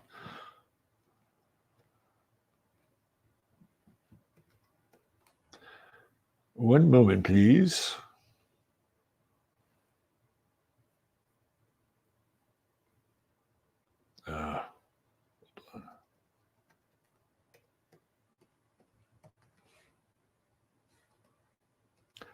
Do you see how Nikki Haley looked like an MK Ultra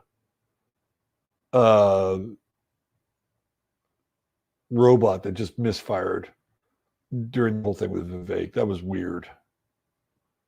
Their scrunched up face and shit. That was really weird. Okay, let's do this. All right, so we got the Sabian symbols here. And we're talking 21, Sagittarius. Here's Dane Rudyer.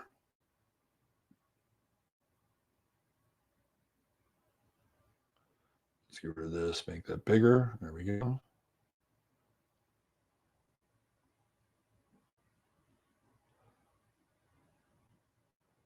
Sagittarius 21, a child and a dog wearing borrowed eyeglasses. It's one of the weirdest fucking symbols. But this is the way that Rudyer describes this, I think, is spot on. The use of imagination and make-believe and anticipating higher stages of development, which is what we've been talking about. This rather peculiar symbol seems to imply here that by imitating features belonging to a level of consciousness as yet unreachable, the process of growth may be accelerated. Eyeglasses symbolizing intellectual development. The chiefs of primitive tribes in some instances have sought to impress their people by wearing spectacles without glass or Western hats, simply because these objects seem characteristic of a race of superior people.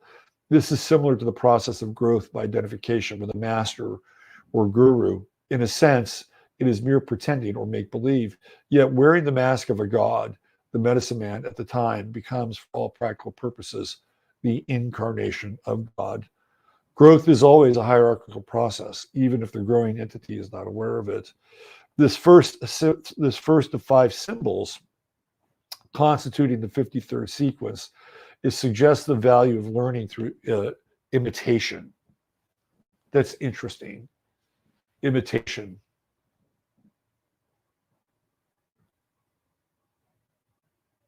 So there's this quality of aspiration, which with the 20th degree of Sagittarius, with the moon and the sun moving into 21, I think that's an important. Where'd that go? Come back. What the hell happened? There we go. I think that's an important piece because, you know, with Sagittarius, we want to expand and grow, right? But what's interesting is that square with Neptune is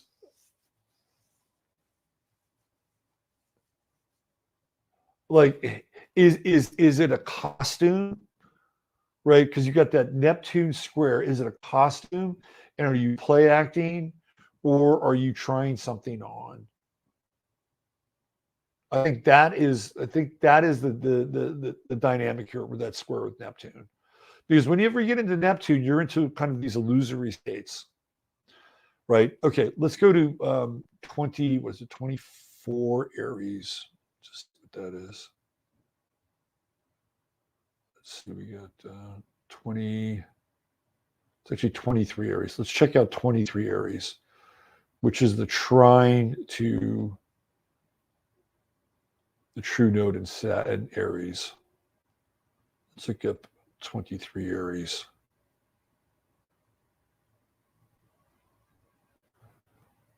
Oh, this is good. This is a good one. 23 Aries, a pregnant woman in light summer dress. Fecundity, he loves that word. Masculine aggressiveness and the woman's desire for fulfillment, phases 21 and 22, are integrated and realized in the expected child. This threefold sequence can be seen operating at several levels. In the third term, the child can take various emotional and cultural forms. The basic meaning remains the same. Summer is the period of fruition. Man at the receptive, woman level reaps the fruits of this dynamic activity. This is the third stage of the fifth fivefold sequence of cyclic phases. It combines the two preceding ones and suggests inner fulfillment. So the two preceding ones are the gate to the garden of fulfilled desires and a pugilist enters the ring. We're coming off of Aries 24, blown inward by the wind, the curtains of an open window take the shape of a cornucopia. So what's interesting about these symbols is that a lot of them represent springtime and fulfillment, pregnancy, and fertility. So that makes a lot of sense when we look at the moon, right, which is the symbol of the mother. And it's new, right? It is new. It is pregnant with possibility, right? That is what this new moon in Sag is. So we look to that true node in Aries, which is a pregnant woman in light summer dress, which is in some ways the fulfillment. Now, if we play this out, go out 2 more months, and we get into Gemini, which is the opposite sign of Sagittarius, right? And I think this is an interesting time in terms of the what you bring in, right? Like what you put in your chalice, what you put into your cup, right? We talked about the influences that are coming in. And what do you want to give birth to? What are your goals? And being specific, right? This is all part of that that trine with the moon and the sun going right into that true node and actually getting ready to give birth to something. So it's not an overnight process, right? Because that's what the true node is all about, right? You're moving towards something. You're moving towards some point of fulfillment. And clearly this fulfillment is later, right? So this is not just about, it's not just about the now, although the now is important. It's about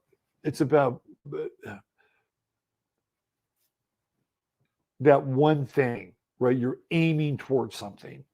You're aiming towards the one thing that is going to bring fulfillment and birth from this new moon cycle. And again, the idea is that, you know, when we would get into the sun in Gemini, right, that would be sort of this kind of illuminating moment, like 6 months from now. But this is what you want right here, right? You want to be able to load that full moon, the new moon rather, and you want to pinpoint it so that you are pregnant with possibility. That is the plan. Let me get back here. Let me back to Aries. All right, right there. I'll show you.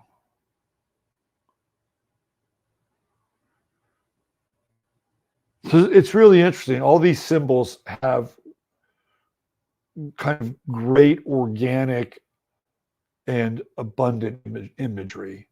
The pregnant woman, the gate to the garden of all fulfilled desires, the curtains take on the shape of a cornucopia, the possibility for man to gain experience at 2 levels of being. There's so much potential in these third decan degrees of Aries, which puts it in the Sagittarian decan, right? So there you go. All right. I wish you all a very good new moon, and that some of this has been helpful for the days, weeks, and months ahead. All right, let's talk about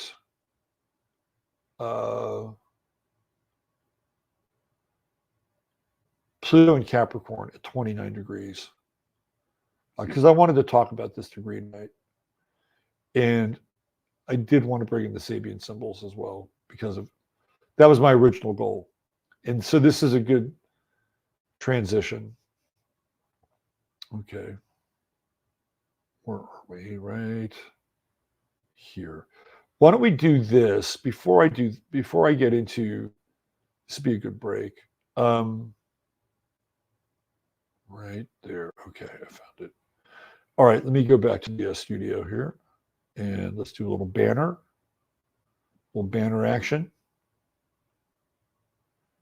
And we need to do a little love for my buddy Chris at True Hemp Science. And let me bring that up here. We'll do a little sponsor moment here. So True Hemp Science, besides my website and my work, robertphoenix.com, is the only sponsor of the show that I have. And the reason I have it is because it works. It's good stuff. So if you're interested in CBD, many different types of CBD, you have alcohol-based, you have water-based, you have spagyrics, and a number of different elixirs that Chris has put together. By the way, he was in College Station this weekend at a hemp symposium. You see, our guy is always learning, always growing, always doing his best to give you the finest CBD product. Check out the gummies; they're fantastic. The sleep gummies do the job. The moon dust gummies do the job and a bit more. And it's got some topical stuff there. All you got to do, spend $100 or more, type in 15MINS, 15MINS, and you will get free goodies with your order. It's always good to get free goodies. $150 more, you get free shipping. And there's always a 30-day money-back guarantee. That's truehempscience.com, your one-stop shop for all things CBD and more. Because there is more there. But you have to go there and find out. Okay, let's talk about 29 Capricorn.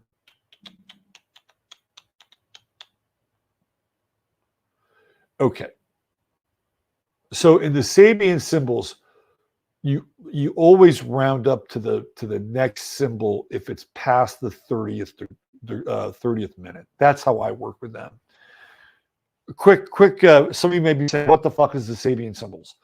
Some people in chat, I'm sure, have broken them down. But just a quick primer: Mark Edmund Jones. He was an astrologer. He's one of the 20th century's early New School astrologers. He's looking at astrology in a different way than a lot of other fatalistic astrologers had been. So Mark Edmund Jones saw himself as a descendant, a spiritual descendant of the Sabian Brotherhood, who were supposedly around in Babylon, and they understood things like magic and astrology and music and art, and and there still is a Sabian association. Like, you can go online, you can join them if you want. Like, it's a real thing, right? I don't think it's the same guys from back then, but they're trying to carry on this tradition, right? And a lot of Mark Edmund Jones's work is featured on I think it's the Sabian Association or the Sabian Brotherhood site. Check it out. So he decided that he wanted to do these symbols, and he hired this woman, Elsie Wheeler. I think it's back in the 30s. And he hired Elsie Wheeler. He was very young. He was a young astrologer. She was older. She was a medium. They called them trance mediums back in the day. And she was not very worldly, which he liked about her. She didn't have a lot of noise going on in her head, right? But she worked at this store. I think it was like an occult metaphysical bookstore, and she would do readings for people as a medium. So he took her to Balboa Park one weekend, in Balboa Park in San Diego, beautiful place. And in his car, over the course of that weekend, he had her channel, theoretically, 360 symbols. So what he did is he had a 3x5 card, and it would be blank on top, and there would be like Capricorn 29. And then the next card would be, Scorpio 11. And the next card might be Pisces 3. But he didn't know what they were. And she didn't know what they were. So he would have it face down and say, well, what is this? And, she would be in her trance or whatever. And then she would say, well, I think it's a woman reading tea leaves. Okay, let me write that down. And they talk about it. And then after it was all said and done, they took all of them and they put them in sequence from 0 Aries all the way to, 30 Pisces. And then he tried to work with them over the years, and he never really felt as if he had a satisfactory handle on them. He was never really satisfied with the work. So he was friends with Dane Rudhyar, and he said, Dane, why don't you try and make heads and tails of this? Put your Dane Rudhyar spin on it. So Rudhyar did. He came up with what's called the 360-degree mandala, right, which is his version of the interpretation of the Sabian symbols, and he breaks them down into cycles and subcycles. And so he did what Dane Rudhyar does, right? He got very specific with it. Dane Rudhyar was an Aries. So I like them, and I use them a lot in readings, especially the everything reading. So what I want to do is I want to touch in with this one symbol, because I think it's a really, really interesting symbol. Where am I? I'm right there. And let me go here.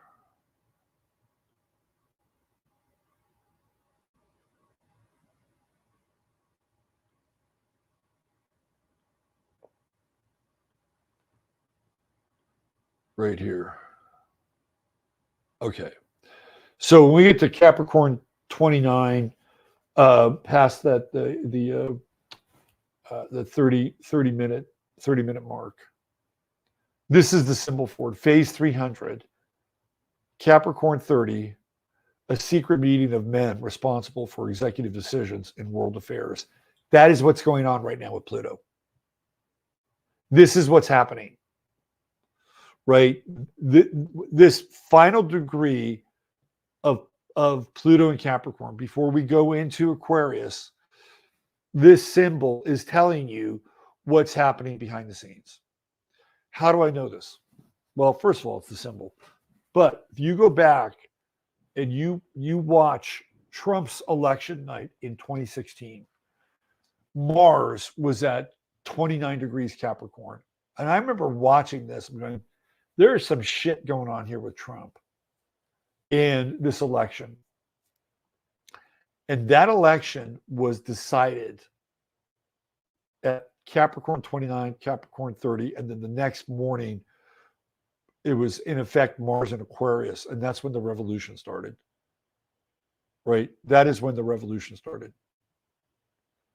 That is when Hillary and Bill showed up in purple. He had a purple tie. She was wearing some purple shit. I'm like, this is it. This is the purple revolution. These people are not done. She didn't get what she wanted. She was pissed off. And they told her that she was not going to win that night. And Trump, this is what I believe. Trump was not supposed to win the election. And there are people that will say, well, the military put him in. Could be. There are people that will say, well, the white hats put him in. And there are people who say, well, Trump's hackers were better than Hillary's hackers. That could be too. But I think that it has to do with the deleterious effects of the presidency, and that he was chosen to win. And it was all happening in those hours.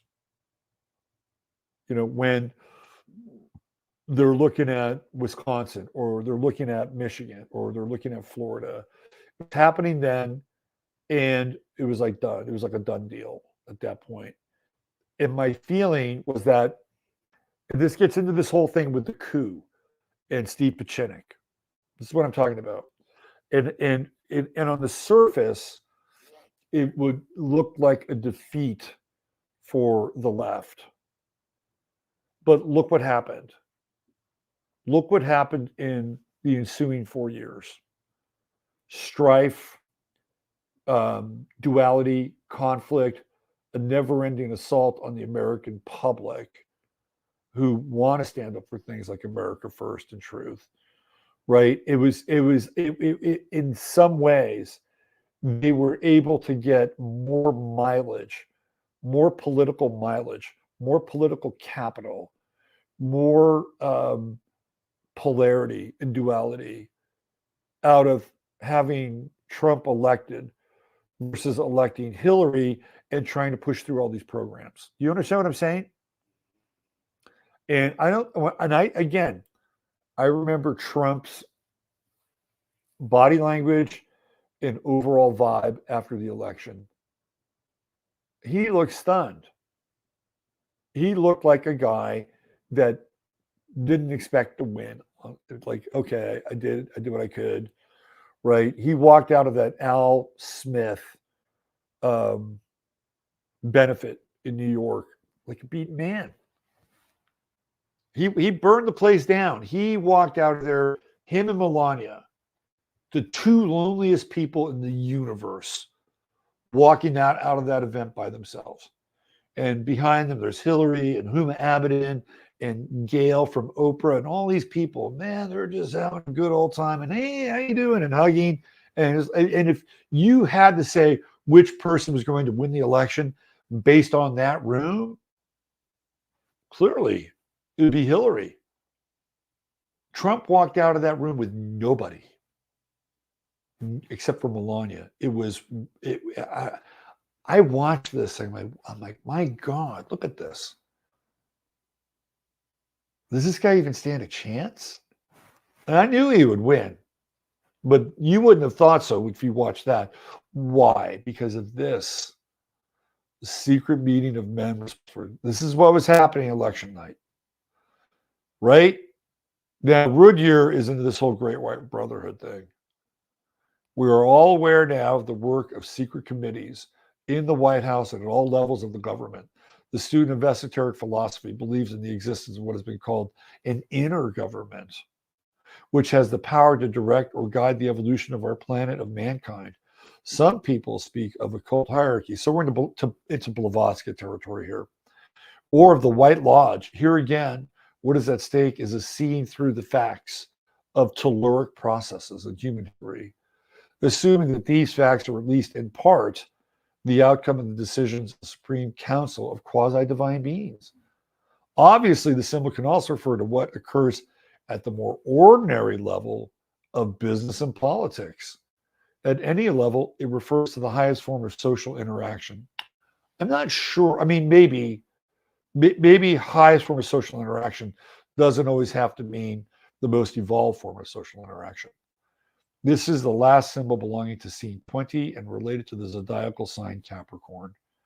We see in it the culmination of social responsibility and a reference to executive power. So why am I talking about this? This is the symbol of the final degree of Capricorn before we enter into Aquarius. And so what I feel like about this symbol, and it's going to be primarily 29 from here on out, is that behind the scenes, there's a lot of shit going on, right? And not all of it is going to be agreed upon in the same way at the same level, right? Just keep that in mind.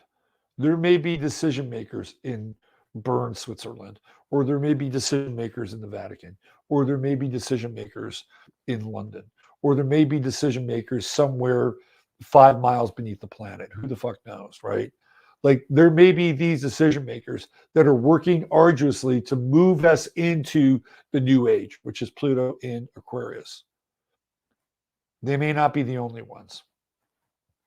And this is just my intuitive hit off of this degree, is that what we're going to witness, and we may be able to see some of it on the surface, some we may not be able to see, is a tug of war when it comes to power.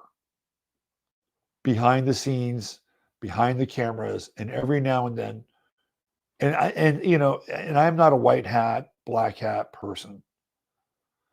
But what is at stake here with this time that we're in is a massive power struggle, right? Who thinks that they are going to control the realm? And then you get a little pawn and a little puppet like Nikki Haley, who is at 0 Aquarius, who thinks, me, I'll do it. I'll be the worthy vessel for this power, right? So this is a really fascinating degree. So everything about 29 Capricorn is happening right now. All the meetings, the timelines, the event canon. But it doesn't mean that there's only one group that is sort of behind the scenes doing this stuff, right? Now, this says exclusively a secret meeting of men for the executive decisions in world affairs. So maybe this header is like, well, it's only one. I think we have power struggle going on. And that's why things don't always go completely according to plan. Go back to COVID. I think they would have been pretty damn happy had everyone just signed up for it and got it done and kowtowed like little sheep. Would have been but it didn't. It didn't. Some of that timing was really, really off. And enough people have lived through it now to see what's happened, because a lot of people haven't, right? So this is another part of things not always going according to. I think this is a fascinating symbol, and it gives a hint as to where we are before this theoretical new dawn breaks. And when does that happen? It happens in the end of 2024, because we will see this degree again. Guess when? In the election in November. It is the presidential election has Pluto at 29 Capricorn retrograde, right? So if we look at this, go, oh yeah, something happened in 2016, same degree with Mars and Trump. I guarantee you it'll happen again. The unexpected will occur in 2024. And it will be shaped by people who will ultimately make the decision and the call as to who will. And I do believe we will have a president. We will have a presidential election. But I know that's kind of unpopular because there are a lot of people saying that we won't. But we will. And I believe it will be the last election we will have. And will this election be contested? The sun will be at 20, Pluto will be at 29 Capricorn. Absolutely. Retrograde. Of course. People, but here's what I think it will be interesting.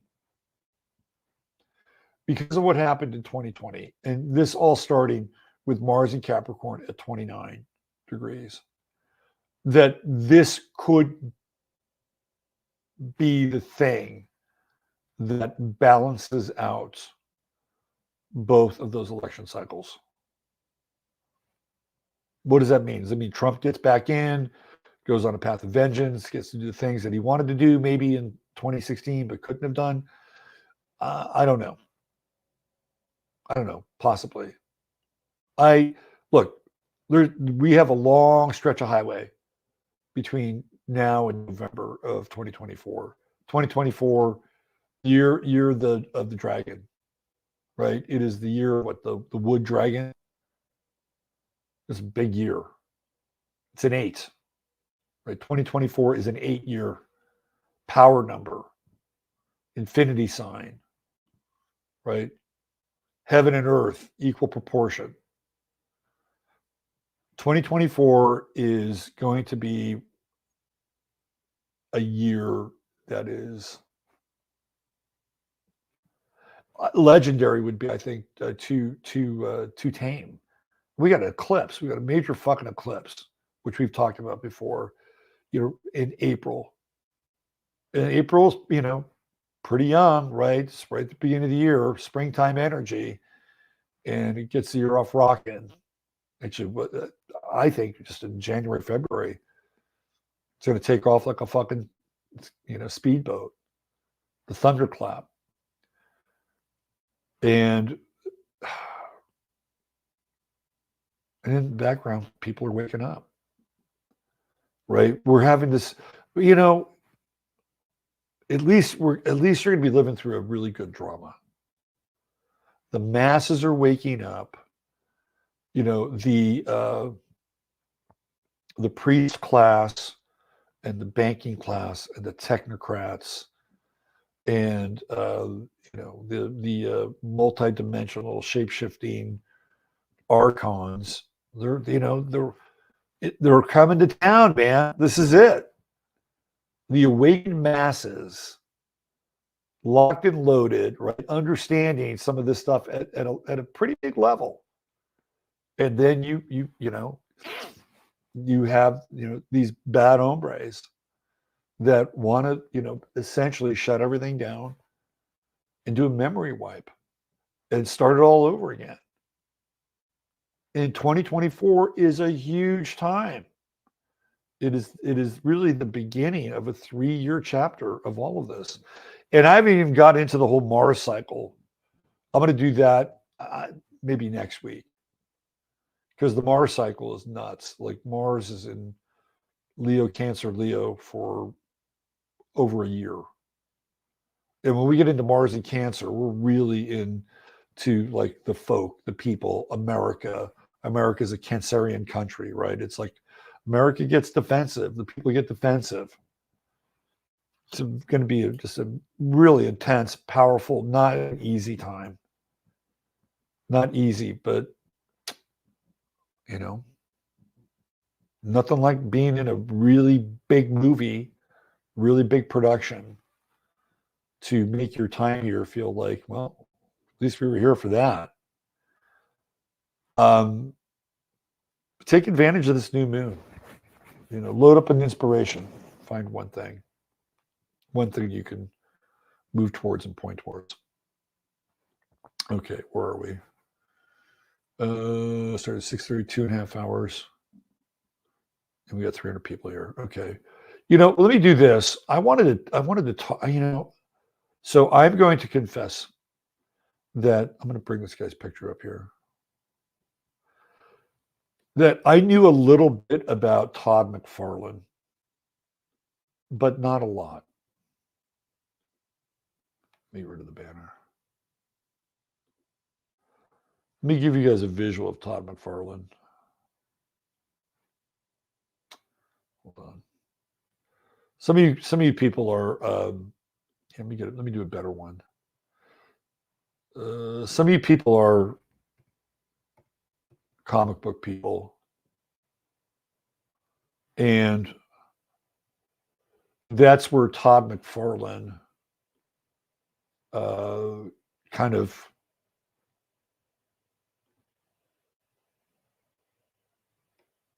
made his bones, but he was more than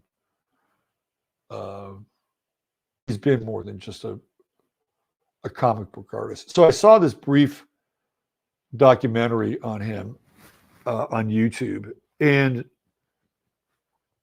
in a 30-minute encapsulation, the amount of stuff that this guy has done and how he changed comics, right? Like he changed visuals and graphics in comics. Like he was a visual designer, right? Graphic designer. And his layouts were not your typical, frame. Like, he would have like one entire page. Like that would be one of his layouts, right? So visually, he breaks new ground.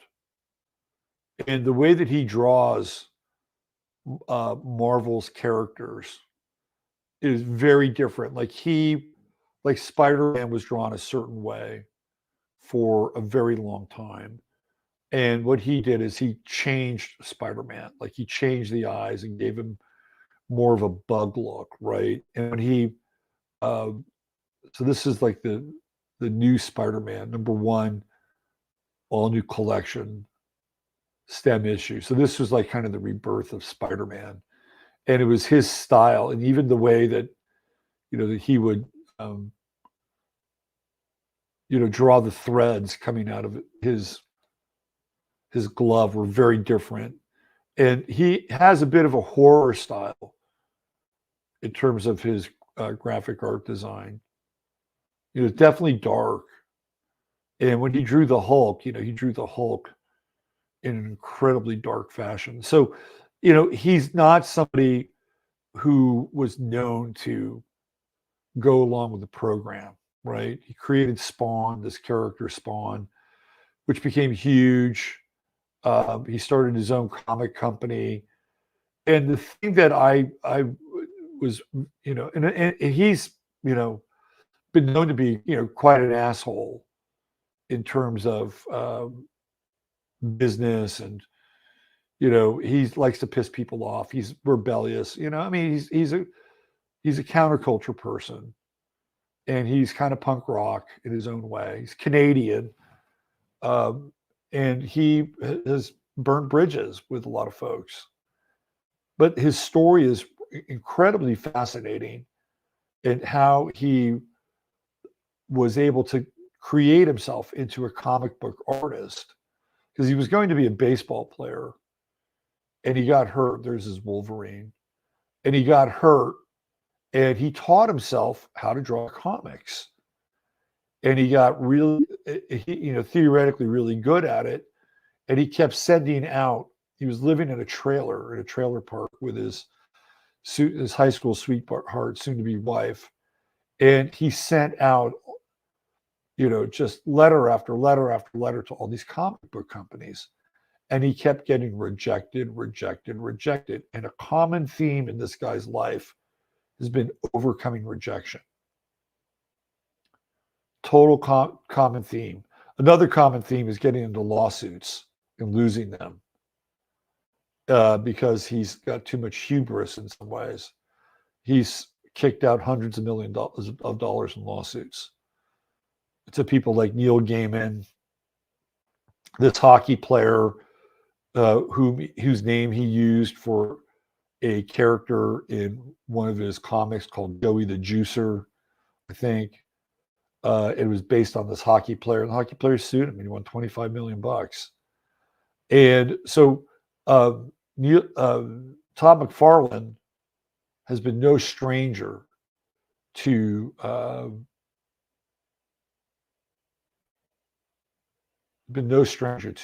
controversy and lawsuits and blowing people off. And he's one of these guys who's one of the most kind of despised people in the comic industry, right?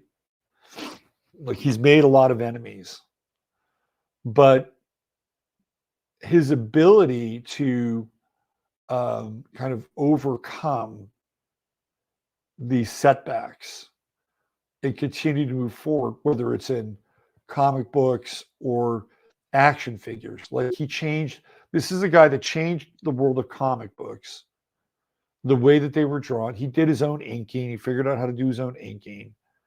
Like, he was very into doing things very quickly. So he can do things fast, like our guy Mark in chat. And he really wanted to get into sports, but the sports world rejected him until he spent an insane amount of money for Mark McGwire's record home run ball, which ultimately would not be the record home run ball anymore because Barry Bonds would pass him up. Right. So, but by spending that money, it got him in front of people in the sports world. So he started to make action figurines for sports people or athletes. And then he started to do it for companies like Mattel, ultimately, for their action figures. And he changed everything. He made them more sort of visceral, right? And they could do more things. Like, he made them. So the action figure industry or business was mostly youth and teens. But by the time Todd McFarlane was done with it, it was an industry for adults and collectors. It's a fascinating story, not in some way, very, in your face, hardcore guy, right? Super in your face, hardcore. But to me, so of course I want to know, well, what sign is this guy? And I thought, well, it's got to be a fucking Pisces. And of course, he's a Pisces.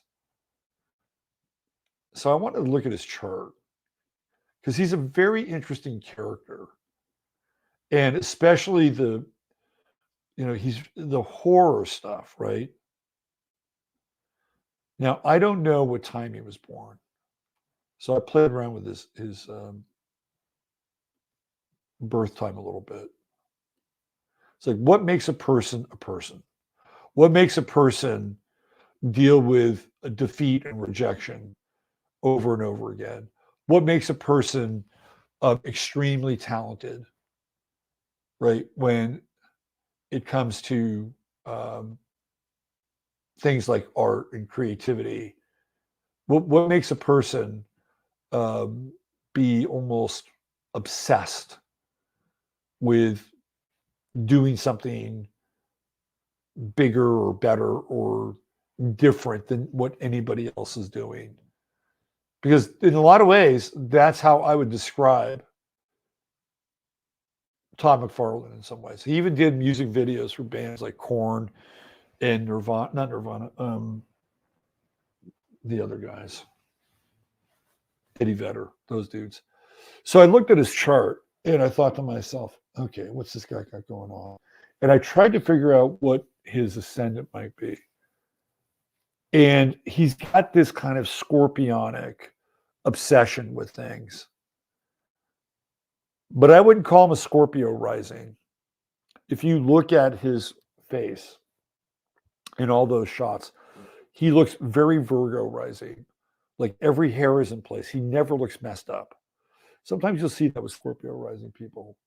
you'll get like 5 o'clock shadows and shit. Well, you don't see that with Todd McFarlane. So I thought, well, what if we put Pluto on his ascendant?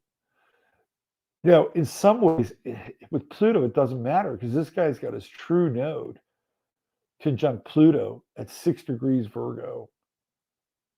So he's going to be obsessed, right? He's going to be like, engaged in perfection, whatever his version of it is, right? So I put Neptune down in the 3rd house. Well, I didn't put it, but by being a Virgo rising, his communication style would be Neptunian, drawing, coloring, things like that. And comics tend to be, I think, very 5th house in a lot of ways. Like you read them when you're a kid. Action figures, 5th house. He wanted to be a baseball player, 5th house. So Saturn and Jupiter there kind of work together. And he's got Jupiter in Aquarius. Now, if you push this out a bit earlier in the day, I think Jupiter is at 29 Capricorn. I could be wrong. But I've got this at 5:15, March 16th. So he is a Pisces. And he's got his sun at 26. And he's got that moon, especially if it's at this time, right, 5:15 at that 29th degree of Pisces. Now, if it's later in the day, that moon, I think I did it around 11 o'clock at night. And what did I have on the ascendant? I think I had Cancer rising and Mars there. So the moon, I think, was in Aries. But to me, this makes a lot of sense. And the thing that you find out about McFarlane is that his wife is incredibly important to him. And I thought, okay, sun and moon. And she used to like help him with his comic stuff and help him draw and do inking. Like to me, it was like sun and the moon together. And he's got that anyway, but like throw it in the 7th house because they're partners, right? They're like literally like life. And the thing about Pisces, so we know Pisces is creative, but Pisces can really like dive into things like, phantasmagoria and horror and stuff like that, right? So you can just see this come out in kind of a Piscean artist. And his stuff is very intense. Like Spawn as a character is very intense. And his stuff is almost Lovecraftian. And one of the things he did, and I want to show you guys, is he actually did a set of figurines, action figures based on the zodiac. I'll show you. And I thought he must have been interested in astrology and he only got like, I think 4 of them done. And it's McFarlane Toys. And he only got the first quadrant done. But his interpretation of zodiac signs is really fascinating. Let me show you one.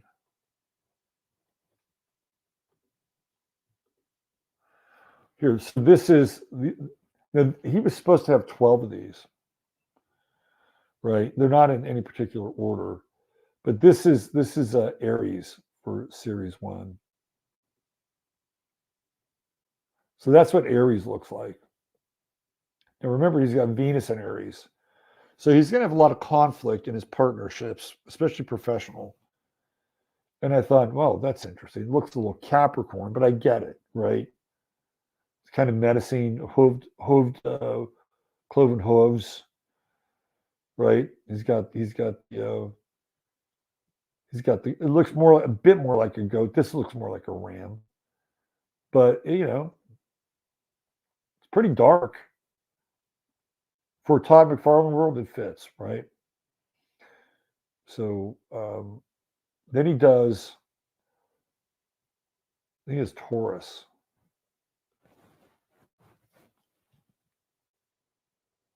So you have the bull, the massive hammer. It's got a tail. I mean, it's kind of dark, but I think they're interesting. If you're going to have kind of this alien-esque, otherworldly interpretation of these astrological signs through Todd McFarlane's brain, Like, yeah. And this looks totally Lovecraftian. You know, and this thing is like both a hammer and a spear. Fascinating. Now, Gemini is really fucked up, I gotta say.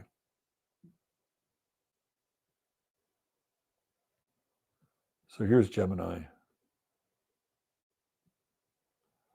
And when, if you pick it up, you'll see that there are two of these weird heads. And so they're only about 6 inches tall, right?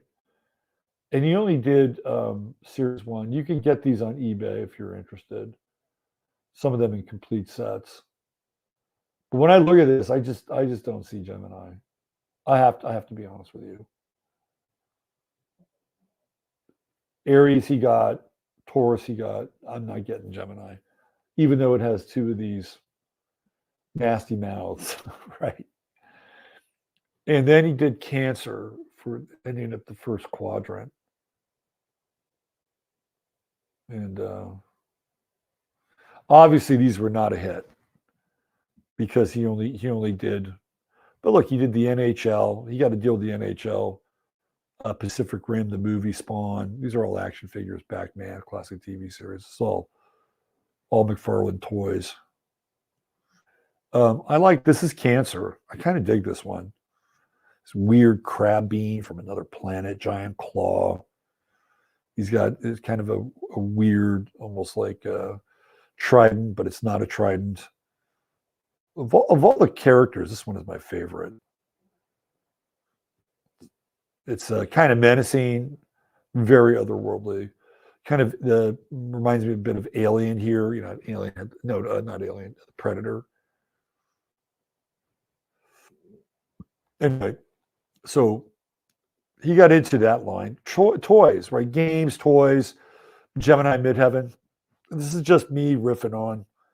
I don't know his time, but this is just me riffing the chart. He's got a grand trine, Mars, Neptune, and Mercury. Grand trine, grand water trine, artist, right? Artist. Mercury's in Aquarius, but it's still in the grand trine. And people that Mars, Neptune trines are they're creative people. But he's thrown this Mercury in here, and so to me, Mercury in Aquarius is speed, and you know he did a lot of his illustrations very, very quickly, and you can see that I think with the Mercury Mars trine and out of sign, right? Yeah, and even that degree of the moon, which is the final degree of the zodiac. I mean, if you understand his life story a little bit, this guy's been crucified more than once, publicly and legally, and a lot of it his own doing. Venus 28 Aries, and you know, squaring Saturn, squaring Jupiter. You know, legal stuff not always going in his favor, right? With these squares, but again, Venus and Aries, he's willing to take on conflict in these. And if he'd handled Neil Gaiman a little bit better, he probably wouldn't pay him all that money, but he didn't. He was just collecting checks and sending them, 40 grand here and there. But a fascinating chart, right? He's got a bit of a mystic rectangle right here, Grand Trine. To me, the relationship with his wife, what's her name, Wanda or something like that, to me, that's very seventh housey. Anyway, an interesting character, and I just wanted to figure out like what made this guy tick? How was he able to accomplish so much? How was he able to learn so quickly? How was he able to lose money in large chunks and then gain it back again? He's an ox in Chinese astrology. So ox are they're Capricorn, so they're executive breed, right? People are ox know how to run shit. They're good at running stuff, right? They're super organized. They can run shit. Todd was definitely a rebel, right? And he's got that square with Mars and the Sun. So he's a bit of a fighter, right? He's got a temper. Does not have a lot of Earth. He's got that Saturn in Capricorn and Pluto in Virgo, and that's about it, right? So he's not real grounded. Driven, very super family-oriented guy. But again, I'm just playing with his birth time here a little bit. But if you know who he is, you know his story, right? And you know the art, and you know the backstory, and a lot of the drama, and how this guy has basically had empires kind of rise and fall. But the thing with Todd McFarlane is that he was a game changer, right? Like not everybody comes along in their life and winds up blowing the kind of the doors off of graphic design in the comic world, right? And taking iconic characters and changing how they look, which is what he did. Not everybody can do that. Not everybody changes the action figure toy industry. The way he's a fascinating character, and I just wanted to get a kind of a bead on what a chart with somebody like that would look like. And clearly there's a lot more to the person than just the chart, but I can kind of see, especially the kind of the phantasmagoria of late degree Pisces, puts it in that scorpionic decan, the underworld, Cthulhu, the Lovecraftian world. Jupiter in Aquarius, which is, breakthrough, opportunity, new things. Saturn there, hard work, the old school. He's like this, interesting character breaking down old school comics and the new school version, right? You can kind of see, again, I'm sort of, spitballing his life and his chart here, but you can kind of see this stuff. And to me, the key is that true node conjunct Pluto in Virgo. It's driven, right? It's driven and, driven to be the best. To be the best. Like there is that with Virgo. I'm going to be better at it than anybody else, right? I'm going to practice. I'm going to work. I'm going to outwork people. That's what Virgo has. And he has that, in spades there. I wonder what the Sabian symbol for that is. 7. Oh, isn't that 7's a harem? That's not quite 7. That's more 6. What is 6? 6 Virgo.